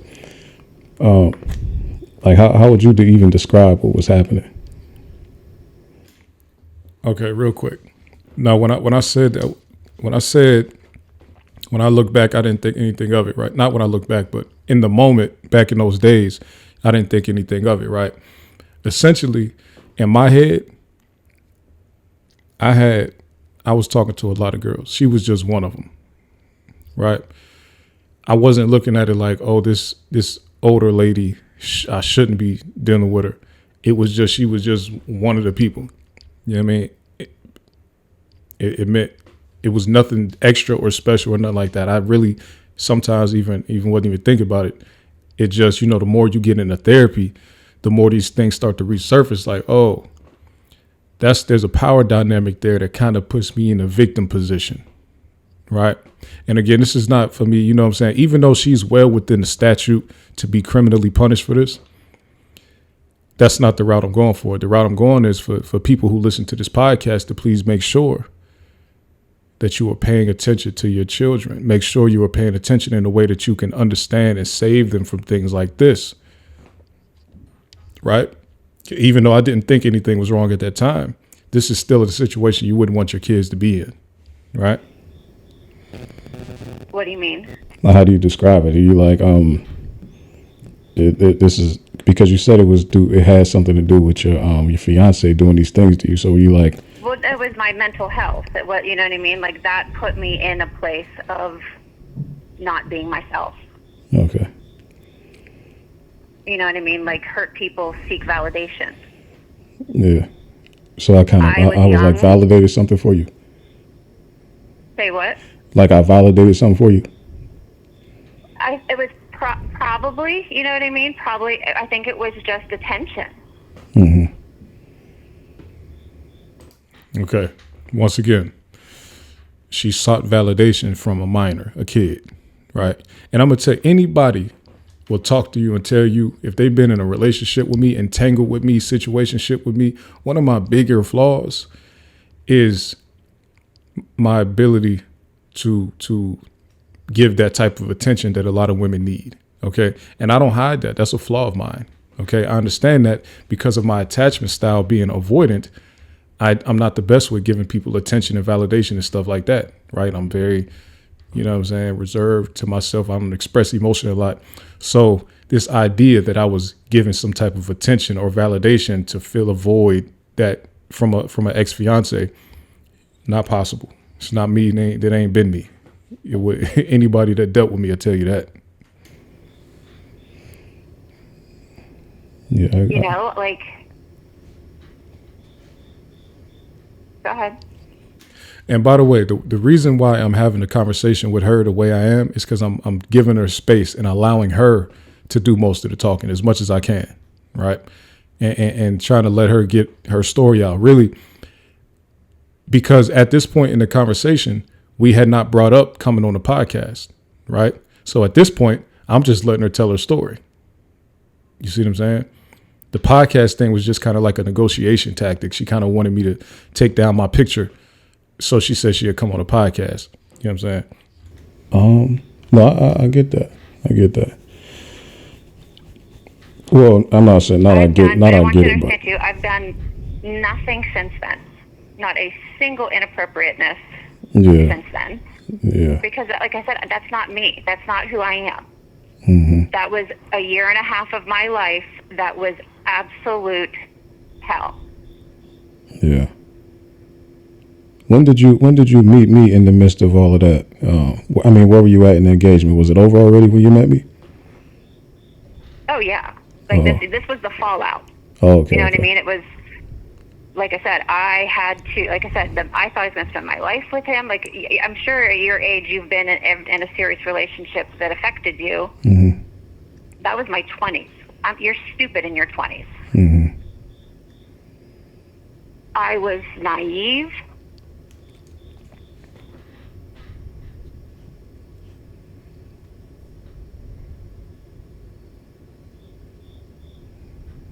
Naive to think what? I'm sorry? When you say naive, where's naive come in at? I just think at my age, the ignorance. Oh, okay.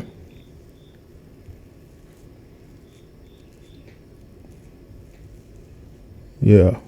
I never want to hurt someone. If you knew me, like really knew me, and knew me now, Mm-hmm. I would never hurt someone on purpose. Right. I have dedicated my life since then in being that kind of person. Mm-hmm. Yeah. Are you still a teacher? I am. Okay. I asked if she was still a teacher because behaviors like this, if this is the type of person you are, rarely stop if you go unpunished, especially if you go unpunished, right? And it's not me looking for her to be punished, but I'm just saying, just the psychology of the whole thing. They rarely stop. Okay. I don't even need to get into any graphic details about anything like that, right? Because that's not really what this is about. It's really about listening to the predator try to justify their side of it, right? And the predator in that situation, like at that time, I didn't feel like she was forcing me to do nothing, right? So that's why it wasn't really that big of a deal. But being in therapy and really exploring things with my own life, You got to be real about this. Just like I told you about some other stuff that's uncovered from therapy. I'm gonna tell y'all about this too. This was a situation that it was what it was. But you hear how she sounds in this call, right? And you'll hear her go further into fear, in the fear of being of people that she works with now finding out what she used to be on into. So did you get a chance to go through those comments on that post? I did. So what about, there's other people that say stuff from Cheney from before you went to early college. Cheney is another high school in Youngstown, Ohio. So what was the mindset around that? Here's the thing. My entire career in my 20s, I was constantly harassed. Mm-hmm. The kids would tell me the stories. People would say stuff. There's like a lot of things that I think people heard that weren't true. Mm-hmm. I think because like the kids used to call me, the kids would tell me what was being said. They called me Big Tits McGee. Mm. They said, inappropriate things. Oh, she's done this, she's done that. Like, everything that you have heard is not necessarily true. Mm-hmm.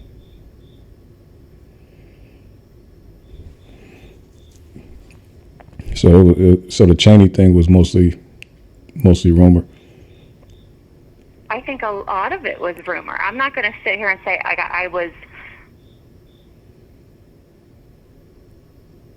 I don't know, maybe I came off as flirty.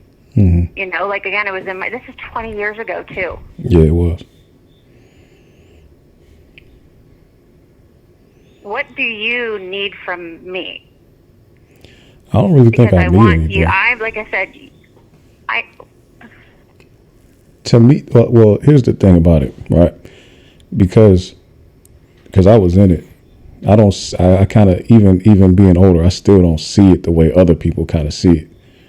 You see what I'm saying? But the other people, they look at it like you were taking advantage of a black boy and you must have a history of taking advantage of black boys and stuff like that. I never dispute that. Yeah. But that wasn't how I saw it at that point. Now, that wasn't how it was at all. Being 35, I'm like, maybe I didn't look at it as being taken advantage of, but anything happening at all is where the issue is. 100%. You see what I'm saying? And then you agree with that because you said you dedicated yourself to not doing anything else like that. Absolutely. So, there's a lot going on in Youngstown right now. I don't live in Youngstown now, but there's a lot going on. And the crazy thing about it, I didn't even post that to be in line with the stuff going on in Youngstown. It was me really wanting to talk about my childhood, my upbringing, and stuff like that, and how, just stuff with my upbringing. It just so happened that I pretty much posted at the wrong time. So it kind of caught fire. The picture. I thought the picture made. You have every right to feel how you feel. Yeah. I'm not disputing that at all. Mm-hmm. But you remember that night? That picture was the night we all went to dinner. Like, I was so proud of you guys. No, that picture is from your going away event. When we went, yeah. Yeah. And I did care about you all. I was sad I was leaving. Mm-hmm. I was happy I was, because I knew I needed to make a change for myself. Like I said, that was a year and a half of hell for me. Mm-hmm. Mm-hmm. Yeah. So I posted picture the of picture. You and I makes it look like the picture makes it look, well, the picture is real. So it's not like I made up a picture, but the picture is real. And if you felt like you needed to get do like a full life change, that means that the picture is indicative of something that was going wrong, right? What do you mean? The picture does display something that was going wrong at that time, right? It's not like that was a picture of us sitting in the classroom and I just posted it making it look like something. No, right? okay. I get, but yeah. Okay, so when I said the picture was indicative, just in case any of y'all heard it the way she was hearing me, when I say the picture was indicative of something that was going wrong, what I meant to say was the picture was indicative of her having an inappropriate relationship with a kid, right? Because, and anybody, you can reach out to her and ask her. There was other people at this event, right? Ask her to show you the pictures of her and other students like this one. Okay. My hand, there's a bunch of people around, right? My hand is around her waist while we're taking a picture. That I took a bunch of pictures with a lot of teachers in my life. I never took one like that. All right. So this was something that really wasn't even being hidden. Everybody at the school, everybody at our school pretty much knew what was going on. But so she's like, what's like, why do you have to post a picture? And that's just her saying pretty much don't let people know what I was on. Not to say that I wasn't doing nothing wrong. It's just like, why would don't let people know type of thing. So I used the picture because it was a display of there was something going wrong that was inappropriate in the Youngstown City School District 20 years ago. Now, this is not to be like, you have your story, right? I have mine, but I have a podcast. And a lot of what I talk about on my podcast is growing. But there's people who've been through things and they never talked about it. And that's what I try to help people with. Sometimes it's some topics. So that's what the picture was about. It was really about this is me 20 years ago. There was some inappropriate things going on in the Youngstown City School District. I was an unprotected teenager. Because it really boils down to being a protected teenager. You, as a person that was having a mental health breakdown, there should have been somebody that stepped in to help me out to not fall into that situation, regardless of what you were going through. Right? Mm-hmm. So that's what my talking point would be about. It would be more focused on the fact that what's going on with these unprotected kids out here. But can't you do that without kind of attacking me? I didn't attack you, but there's when this is the thing, when you tell a story. You put a person, I know, and when you put a person, though, it's different when you put a picture. You're entitled to your story 100%.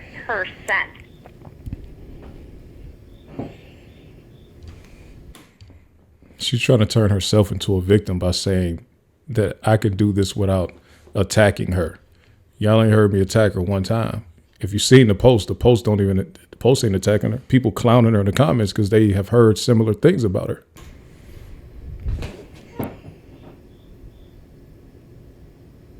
Are you worried about me saying something that's inaccurate? No, I don't. No, it's different. You can say what you want to say, but why put my image out there? Like, why didn't you? How do you have my number? I did some research to get your number. So why and you had your number for me first then? Well, when I saw you pop, so I said, okay, she's doing research on me because my TikTok is not linked to anything. So you had to do a little bit of digging to find that TikTok page. So I said, no, someone actually sent it to, that's the thing. Somebody sent all of this to me. They sent my TikTok page? Yes.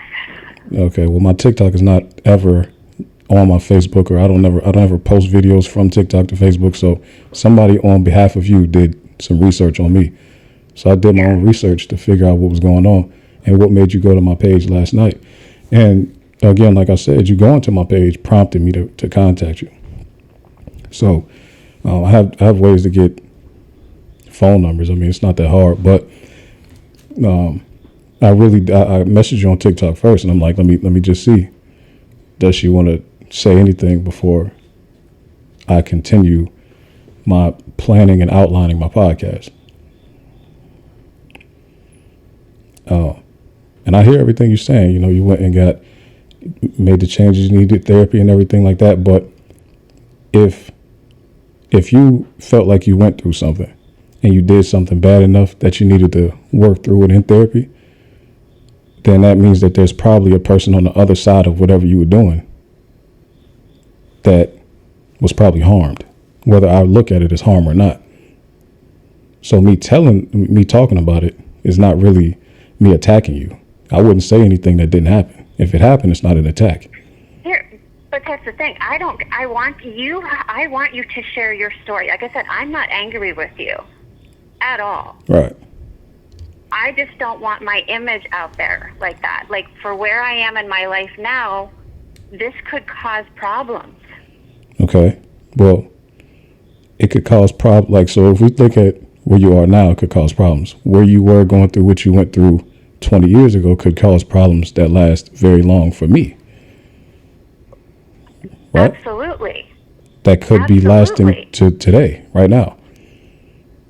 But that's the difference, though. Like, putting my image out here, it's almost like doxing.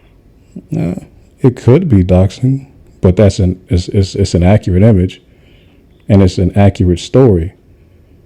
So it's not personal information. It's an image, and it's in the public. And then it's a copy that you sent to me. So I have the right to post it. I didn't post your personal information anywhere, and then I didn't post your name with it. So it's not the same as doxing. It's social media and it's a picture.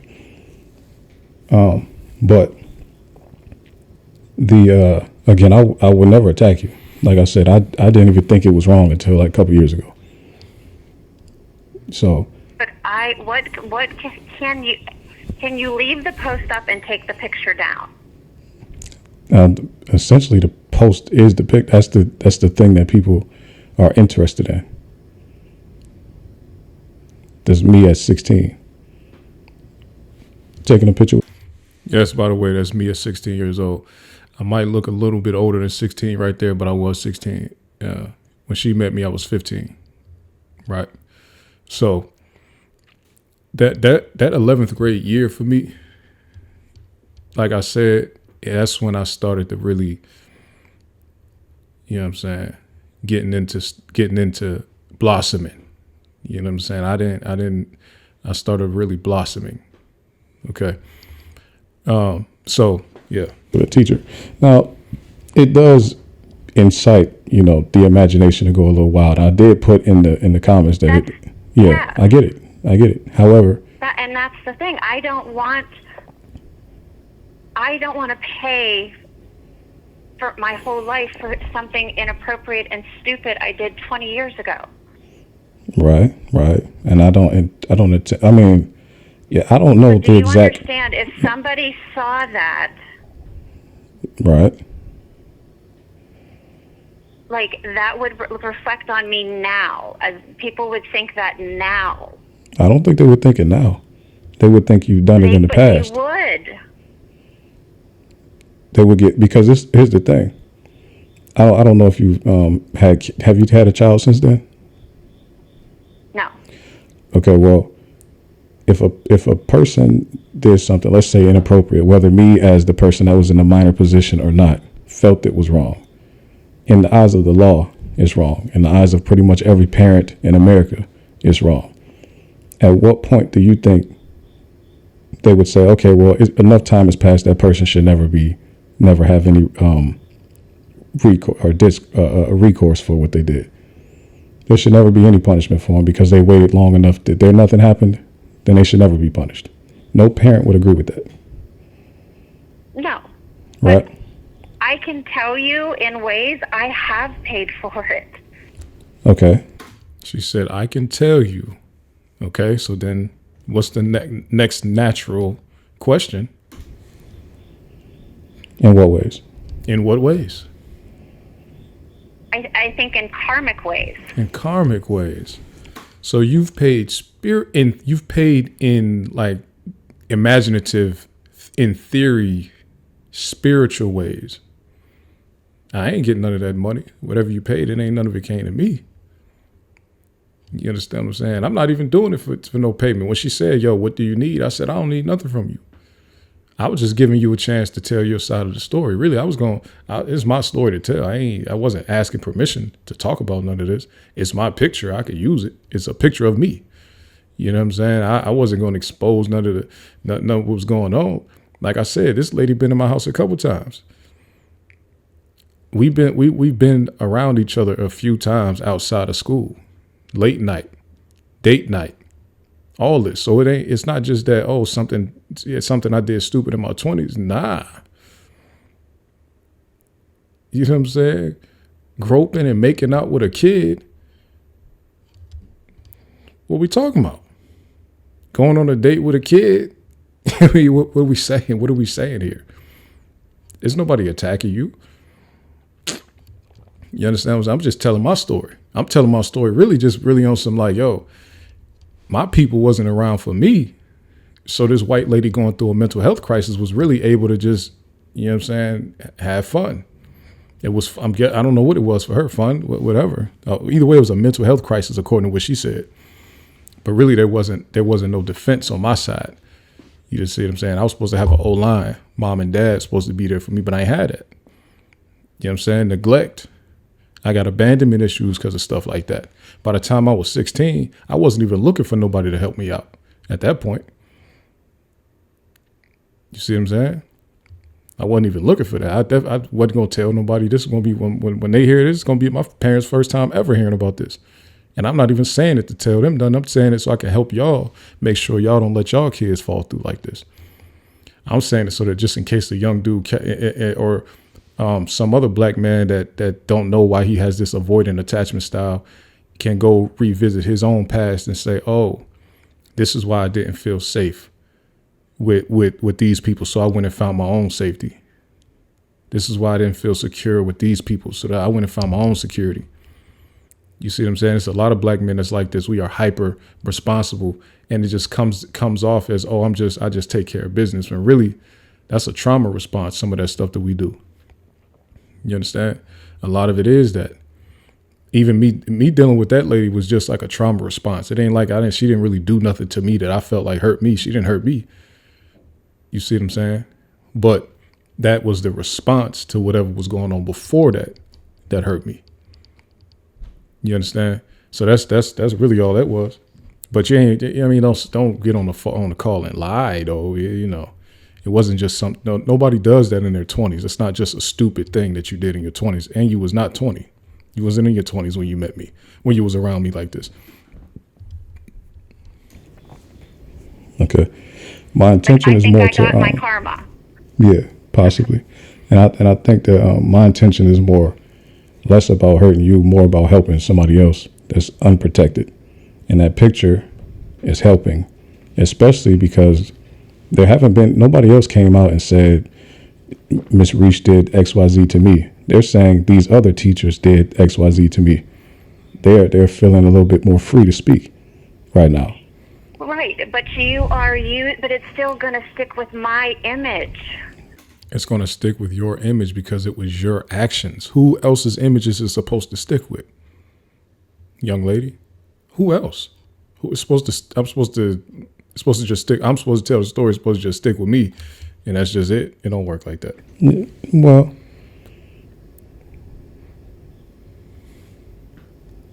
that's true. Everybody's going to think that's who you're going to talk about. Yes, I am going to talk about that. And you. Y'all hear that? She said, that's who y'all think y'all going to I am. I'm not hiding it. I said, I'm going to talk about that and I'm going to talk about you. You understand? What we doing? But you can't say my name. Why not? Because that's like...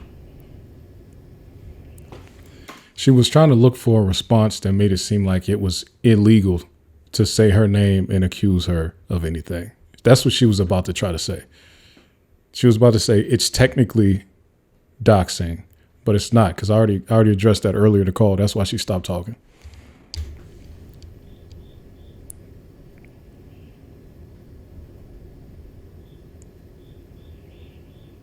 Can't you talk about your experience without saying my name and using my image? It doesn't deflect from your experience. It doesn't deflect from my experience. However, me not saying your name or using your image is almost like me as what on paper, as the victim, I'm supposed to protect you. And I know you cannot be an advocate for the victim protecting the perpetrator, because that wouldn't make sense. And you said you've changed and you're a teacher still. So I don't think you would ever give anybody that advice in the line of work that you're in today. Right? But you're telling me to do it. Y'all see how I backed him down? I backed him down. I said, you said you changed. So what type of advice is it that you would give somebody that's considered a victim to protect the person that committed the act against them? You said you changed. That's kind of like she exposed herself as a person that did not actually change. You couldn't have changed because you're telling the people that are in the victim position to protect the person that harmed you. So we can't. You don't want to. You don't go that route. Picture out there like that. I agree. Anybody because wouldn't. People aren't going to think, oh, she's changed, or this was that no one's going to know this was a period of time that I wasn't myself. They're going to think exactly what you said. Oh, she preyed on little black boys. Right. Well, I do have a small platform. I don't know if you went through my YouTube page, if people sent it to you, but it does not get a lot of views. So it likely won't, even this one. But me, that doesn't, I just don't want, I would do anything you want. You don't have to. You would take that picture down. I don't want anything. I want you to say. All right, so I said I didn't want anything. However, I did want her to come on my podcast. So I get to that in a little bit, but I don't want anything else. I mean, you're not about to turn this into a situation where I'm blackmailing you so that you can go do the white shit and tell somebody that I committed a crime against you. That's not going to happen. I'm a little tiny bit smarter than that, and I'm not 15 or 16 anymore. It's a different ball game. I think I told y'all this on like 2 episodes ago. When I run into these hater type of people, you should have got me when you got the chance. It's a different world now.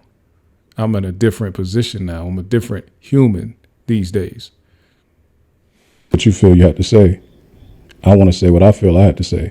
And it won't be, again, I'm not going to say anything that didn't happen. So I'm not going to try to make you look worse than you are. That's not what I'm here for. But I got to speak.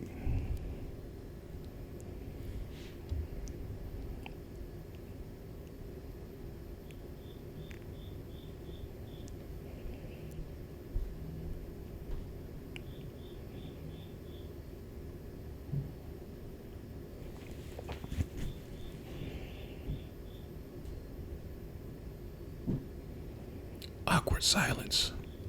What I really contacted you on TikTok for was to I don't know if you've seen it yet, but was to ask you if you would come on there and tell your side on there, so that the people listening can get some type of understanding of what could have been going on to cause something like that. Because the way that those comments look, it's being painted that even if I take your picture down, people are still going to say he's doing it to protect her, or somebody must have called him or whatever. So I was trying to give you a chance. I'm pretty sure people I know have been trying to get it taken down and been reporting it. I haven't been reported. Well, I don't know if they have, but I don't think it has been, because I haven't gotten any flags from Facebook. And it's likely because I haven't said anything out of line. There's no disrespect. It's just using the image of me. You're allowed to. A person is allowed to post another person, especially when they don't say anything negative about them. And I didn't. So if anybody flagged it, Facebook probably told them. Your title, though, does. It's not a connotation.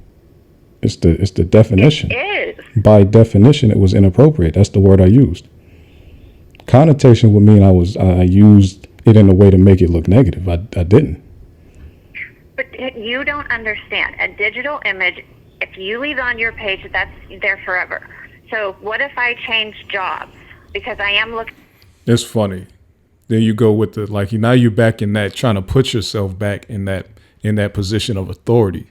As the teacher, to me, you still see me as the 16-year-old that you was attracted to 18 years ago, right? When you say you don't understand that a digital image, you're telling me I don't understand that a digital image lives forever. Like I said, I'm not going to speak down on anybody's intelligence or anything like that right now. But put it like this: I do this, make content, and this is, I've been paid for it. So I'm a professional content creator, and I work in tech professionally. This is tech is how I feed my family. You understand?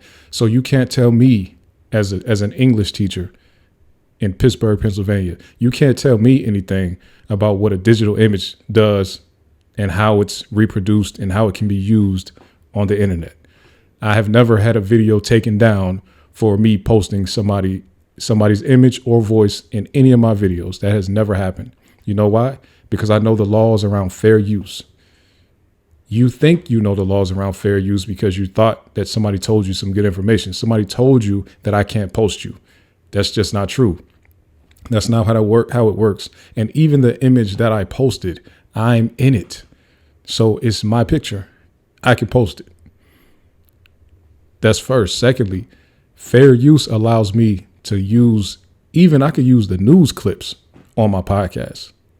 That's how fair use works. I can use your voice from this phone call on this podcast because of one-party consent rules. These are laws. You can't change them because you watched a YouTube video about this type of stuff and somebody told you that they can't post you. It don't work like that. Okay? So again, I'm not going to insult anybody's intelligence right now, but she tried to put herself back in that authority figure position, and it's not going to work out like that. It moving again eventually. Mm-hmm. What if somebody sees that? Okay, so if you in the way these digital images work, because your name is not in the main post, and because the OCR wouldn't pick that up as your face, any web scan that was done, if somebody used AI to go scan and find your image everywhere, that image wouldn't come up. Eyes are a main factor in facial recognition. Your face wouldn't come up. I crossed the eyes out, so it wouldn't show up in any AI scans. So that post wouldn't show up for any employer looking to hire you. So you don't have to worry about that part. But I do, because you can't guarantee that somebody wouldn't see it and send it to someone else, and then send it to someone else, and then send it to someone else. No, I can't. But if you're not moving back to Youngstown to teach, you should be safe. You're in Pittsburgh right now, but It's not a matter of wanting to be safe. I am in my 40s. I've been taking care of since that period of my life. Like I said, I got my karma. If you would know what went through my life through my 30s, I'm at a point in my life where I have built myself back up that could harm my future. Yeah, but I'm not doing it to harm your future. You're not. I'm not saying you are. Right. It still, though, can hurt my future. It could hurt your future, but it's not the image hurting your future. It's what happened in the past that you did hurting your future, not the image. And that's what when we get into this type of conversation, we want to make sure we don't try to shift the focus or shift the blame. The image is not the problem. No, but that's what I'm saying. The post isn't the problem. Do I have to be punished for the rest of my life? I don't think you should be. I'm not saying you should be punished. But that's what this could do. That's what I don't think you're understanding the full intent of what this has the possibility of doing to me now in my life. I understand it, but I can't consider it when it comes to me telling my story. That's the difference. The intent is to tell my story. If you are in my story, then I would hope that everything you did was above board. If not, I'm going to say it, and then the chips will fall how they may. But I'm not doing it for the intent to hurt you. I don't want you. I'm not saying, hey, I want her to be punished. That's not what I'm saying. I'm saying I want these black boys to be protected. You're not saying it. No, I'm not. But it is going to punish me. That's what you're saying. It's not going to be your intention at all. I get what you're saying, 100%. But intentions don't always turn out the way we want them to. What my point is, I can't go into discussing this topic with the thought that let me protect her from punishment. This is what I want you to understand. No person that was in that position needs to go forward with their own story with the mindset of protecting the person that was on the other side of their story. That's not how you tell a story. This lady is almost 50 now. She works with kids, and she's still saying that the person that was in that position should not do something because it might hurt the person that was in the predator position. Think about that. This is a person that actively works with kids, and this is the advice that she has for people that she has harmed. Right? Again, I'm using harm in the textbook. Like in theory, she caused harm. Now, this was a side effect of what was going on in my life. So this, you know what I mean? And that's what the mindset of not trying to get you punished, but I'm also not trying to protect you either. You want me to protect you. That's what I'm not doing. I want you not to protect me. I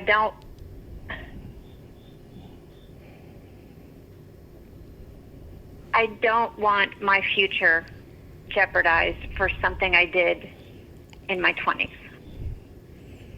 I believe you don't want that. You were in your 30s when you were around me. No, I wasn't. You sure? I'm sure. How old are you now? My engagement was called off at 28. How old are you now?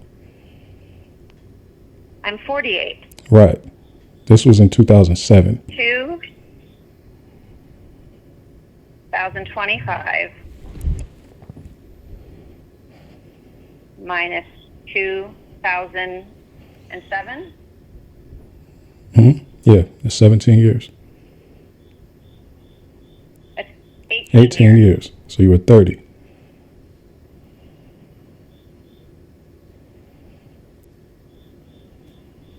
I was 30. Yeah. So yeah, my engagement would have been called off a year and a half. So I would have been 28. Right. But when you were at early college, you were 30. I was what? You were 30 at early college, which is kind of beside the point. Either you were a lot older than I was, but this is how it goes. I wanted you to be able to say, hey, I'll tell my story. If you don't want to tell your story, that's fine. But I wanted you to get the chance to. If there's nothing to tell, or if you feel like you talking at all would mess you up, then that's fine too. Dude, I am already messed up. So if you're already messed up, what are you trying to protect? Panic attack. My concern, I'm proud of you. I'm proud that you have found yourself a platform. I'm proud that you're working on being, like, you moved away from Youngstown. Like, I'm proud of you. Excuse me. I don't care if you're proud of me. That don't have nothing to do with this conversation.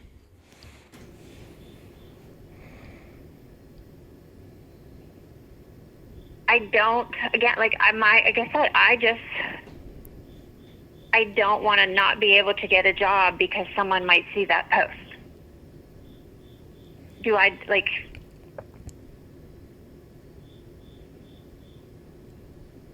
If the post is up now, and I posted it a few days ago, and then I take it down after this conversation, what would you call that? No one has to know. I wouldn't call it anything. It could have been Facebook that took it down. But you would know that I took it down because you asked me to. So what would that be called?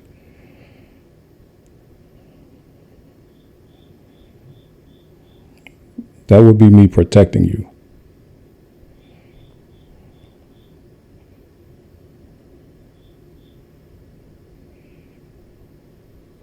And again, as a person that works with kids, there's no way you're advocating for me to protect you in this situation. If you changed. If you changed.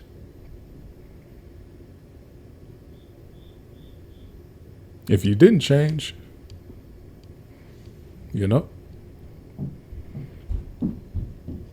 What would happen? Like, here, the other thing too, if I would podcast with you, what? You would explain your side, what you were doing, why you did it, and how you rectified it.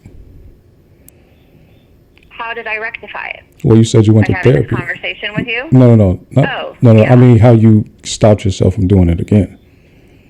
Or I don't know if you really needed to stop yourself, but whatever you did to make amends with whatever you did or felt like you did. yeah, I got therapy and healed the parts of me that were not healed. Mm-hmm. Like I had to, what my ex-fiance did to me, I had to realize that had nothing to do with me. Like a man physically abusing a woman they're supposed to marry and stealing thousands of dollars and cheating is a pretty big trifecta, and I was blindsided. So it's not like I had this bad relationship where I was completely, naive and stupid, that he just flipped a switch and turned on me. And like I said, I thought I was going to spend my life with him. That was the man that was going to be my husband. And I just lost it. Mm-hmm. If I don't know, you let me know. I'll take the picture down if you come on my podcast and talk about it.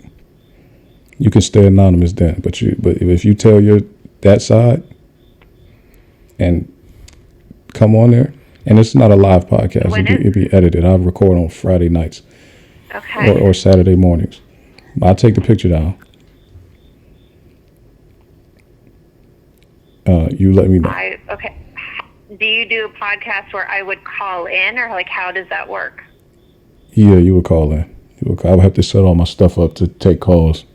I haven't done a call in a long time, but I have to set my call stuff up and then just call in and then we'll get to it. But again, that was just a small part of a larger conversation. So it wouldn't even be as long as this convo here. It'd be much shorter. All you had to do was come on the podcast, and it wouldn't have been a 30-minute breakdown like this. 48-minute breakdown like this. The rest of that is logistics of us trying to set the call up. So we don't even need to go through that part.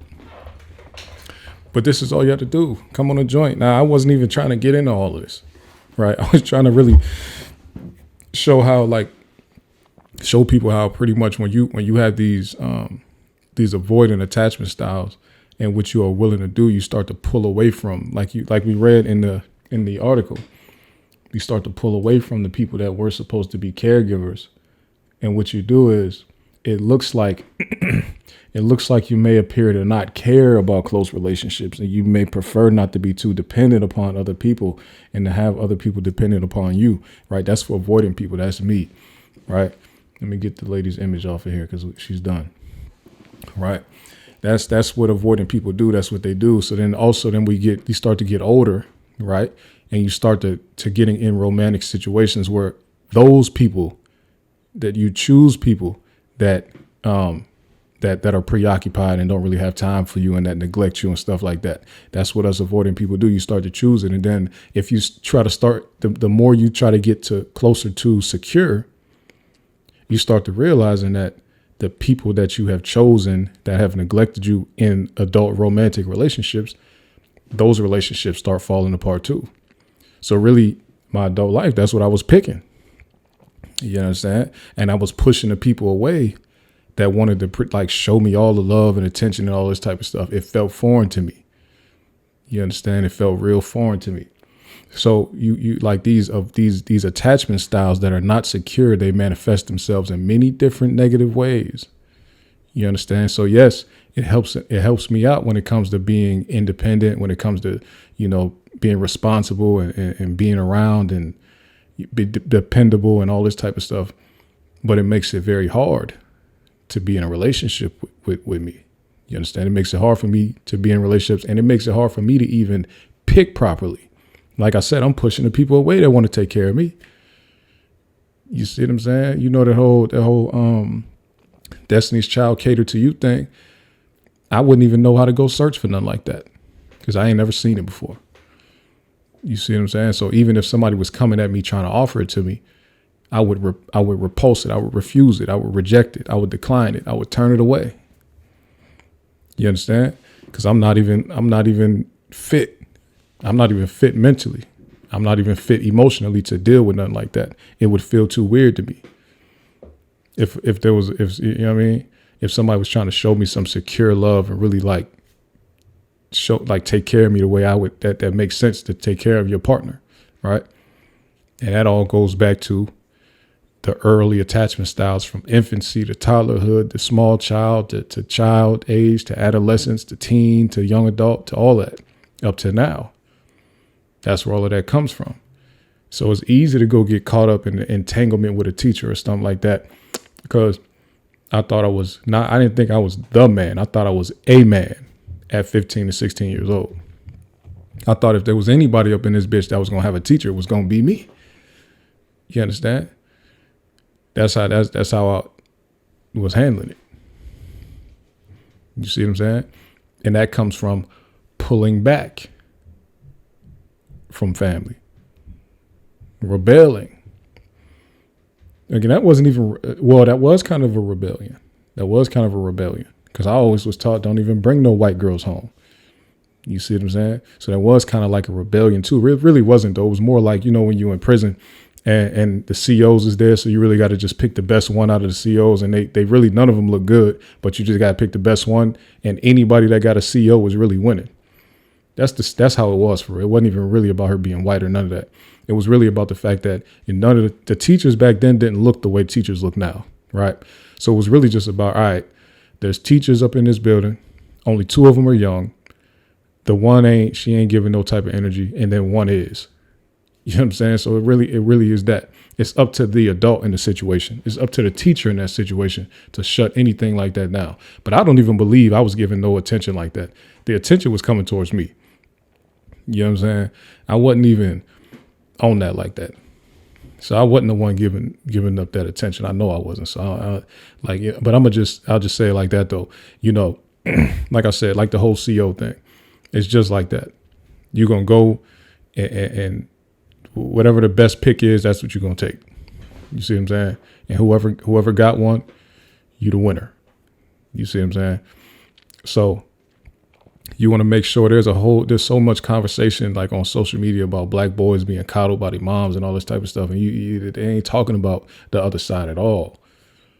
You know what I'm saying? The ones that's out here like nomadic down there, feeling like a wolf in the wolves. I mean, a wolf in the woods type of thing around bears and shit. You know what I'm saying? They talk about the coddled ones, but they don't talk about the other ones. And they purposely are not talking about us because it wouldn't help with the narratives that they want to come out with. You see what I'm saying? It wouldn't help with the narratives. But I will say, we are messed up in our own ways. You see what I'm saying? So y'all please learn about attachment theory from John Bowlby. Learn about attachment theory, and also learn that. So the attachment theory from the original one, he talks about how this thing is built in infancy, in childhood, and it carries up throughout your life. So I definitely think this is something normally that a lot of times, if anybody was to dive into it, it would be women. But I think men need to also get into it also, because it's important. It's not a woman thing. And it's not even just a romantic relationship thing. It's how you operate with people, period, throughout life. This is a sociology thing, honestly. You know what I'm saying? This is really not sociology. This is a socialization topic, not a woman topic, and not a relationship, not a romantic relationship topic. It is how we as humans are socialized and how we go out into the world thinking what's normal in socialization. Okay. So please, men, my men, black men especially, get into attachment theory. Read up on it. Learn about it. Last thing I want to say before I get up out of here, I appreciate everybody who stuck around this long. Last thing I want to say before I get up out of here, Jonathan Majors is back. Let me see. Oh, hold on. Jonathan Majors is back. Marvel, Jonathan Majors will reportedly return as Kang in Avengers Doomsday. So supposedly they're saying that Majors is going to get into some type of fight with some other alternate version of Thanos. This is amazing. Jonathan Majors has put in the work, and he is back like he never left, and back better and bigger than ever. And I know he knows for sure what to do to make sure he never finds himself in a situation that he found himself in before. Right? Before I end the topic, though, I did want to talk about something. and I want to do comparisons. There's a person who was also canceled in the entertainment industry, black man who was a great, great, great actor, right? His name was Nate Parker. Around 2016 or 17, around that time when the Me Too movement was going on, it was found out that Nate Parker had a situation while he was in college where a girl accused him of sexual assault, right? At the time, the investigation found out that he did not sexually assault her. But at some later time, the young lady who accused him committed suicide, okay? Now, in 2016 or 17, when people found this out, and it was in the height of the Me Too movement, he was canceled because everybody was pretty much saying she offed herself because of the abuse by him. He was just, he beat the case and everything. And he had to pay for it. And he paid severely pretty much with his career. He really never recovered. But the thing where I think he made the mistake now, as opposed to what Jonathan Majors is doing, where he kind of made a mistake is he cared more about being respectful to the Me Too movement than he cared about defending himself and his name and fighting back. He didn't really want to fight back. I'm speaking, I don't know, I shouldn't speak for him, but what it appears is that he was being respectful to that movement and he didn't want to deter the efforts by women at that time. So he kind of just took it and you know, it beat him down and they pretty much canceled him, got him out of. He was one of the best black actors in Hollywood. And he's been in some, like, go look him up. He's been in some great stuff. Nate Parker was the man, right? So then, now that's one way to handle it, is to fall back and let things blow over. But then he comes back with this movie called American Skin, which I thought had the makings to be a great movie. All right, so when they were canceling Nate Parker, he was developing a movie called Birth of a Nation, and it was supposed to tell the story of Nat Turner and his rebellion, right? So a lot of people feel like they went and dug up that old sexual assault case because they did not want Birth of a Nation to be a big hit. And it's crazy because a lot of people canceled him and they declined to go see that movie. It was self-funded. It was mostly self-funded, and he raised some money from a few investors in Hollywood or investors in tech space and all that. Robert F. Smith invested in Birth of a Nation from Nate Parker, right? So he was making this Nat Turner movie, and they pretty much canceled him so that, and a lot of women said specifically, we are not going to see that movie. We can't support him. He did XYZ, and there was a lot of black women that were on board with the canceling of him, right? So the movie, essentially, as far as numbers goes, it flopped. And he kind of never recovered from that. He tried to do a movie a few years after that called American Skin. That movie also did not do the best numbers. I watched it. I thought it had the makings to be great, but then he took a direction at the end that I thought, like, why would you go that direction? Right. So the movie was solid up until that point, but then it ended in a bad way. It didn't make a lot of money. And ever since then, I haven't seen or heard from him since. On the flip side, you have Jonathan Majors. The reason I'm comparing their stories is because these are people who are like at the height. They were at the top of their game, right? They were going crazy, cooking. Nate Parker was cooking at that point, right? That's why Nate Parker got into the business of he's ready to start making his own movie now. Birth of a Nation would have shattered the industry at that time. It was showing black people fighting back. But anyway, so then you got Jonathan Majors, and while he's at the height, when he has this Marvel movie, he's going crazy, killing everything he's doing. Nobody came out with this, but his girlfriend came out and accused him of assaulting her, right? Assault and battery. So pretty much everybody he was in business with at the time essentially dropped him. They said, we're not working with you no more. And he was supposed to pretty much be the next premier villain in the Marvel Avengers movies in the Marvel Cinematic Universe, right? Doom was the next up. They had Quantumania, which I thought was a good movie. And then, you know, this Doomsday stuff was supposed to come, right? Everybody cut ties with him, right? And it turned out that he actually didn't do anything to the girl. He was actually trying to stop the girlfriend from hitting him. It was actually on camera. They ended up having footage of it. He was trying to stop the girl from hitting him, and he was seen in video running away from her. And this lady is chasing him. And he's big. He's a bigger dude, right? As far as women goes, he's bigger than women are. He's running down the street trying to get away from this lady, and he was the one that was charged with the crime. And he was even convicted of one of those charges, right? And it had to do with him hitting her while he was getting away. He wasn't trying to hit her, but because he grabbed her to get her off of him, he was convicted of that, right? So what his method was to never fall back and just let things blow over. He just kept doing it, whatever he could. He started messing with the people at Hollywood Unlocked. He would go anywhere that anybody that would have him. He would do an interview. He would do small budget stuff. He would do whatever. I think he was hosting an award show. He might have popped up on Zeus at some point. I don't even know. But he went wherever he could go to stay in people's face. He was popping up at parties. He was in dancing videos. He got him a girlfriend and now a wife to help bring him back. He went and got Megan Good, right?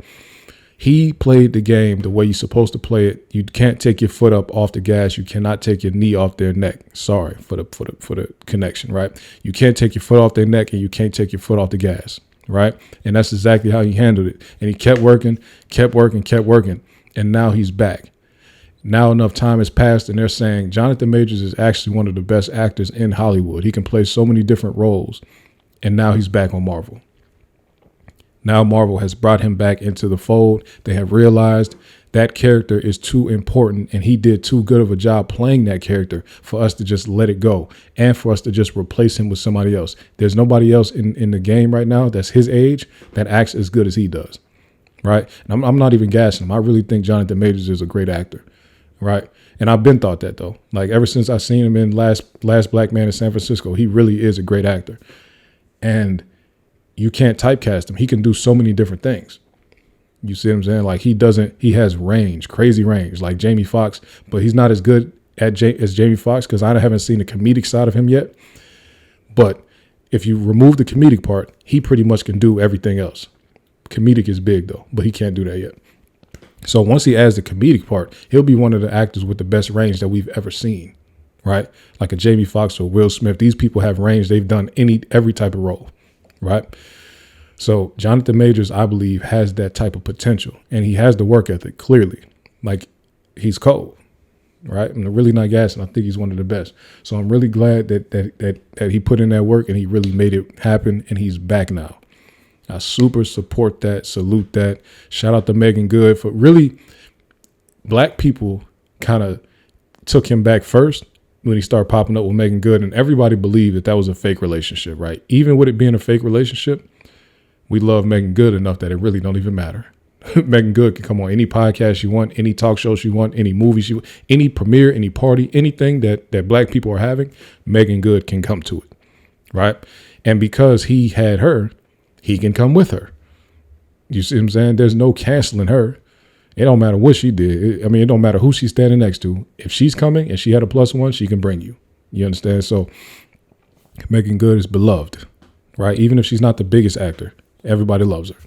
So he went and picked the right woman to help bring him back, and bring him back she did. Okay. Shout out to them. Shout out to whatever they're doing. I don't care if he had to pay for a subscription fee to get Megan Good on a 5-year plan. Whatever the case is, I don't care. It worked and they're back. He's back. And Megan Good is one of the GOATs for that. Okay.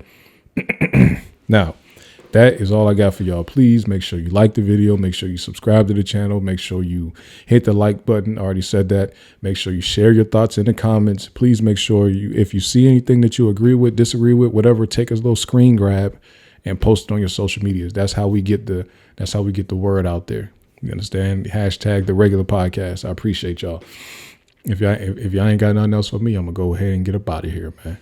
Y'all be easy.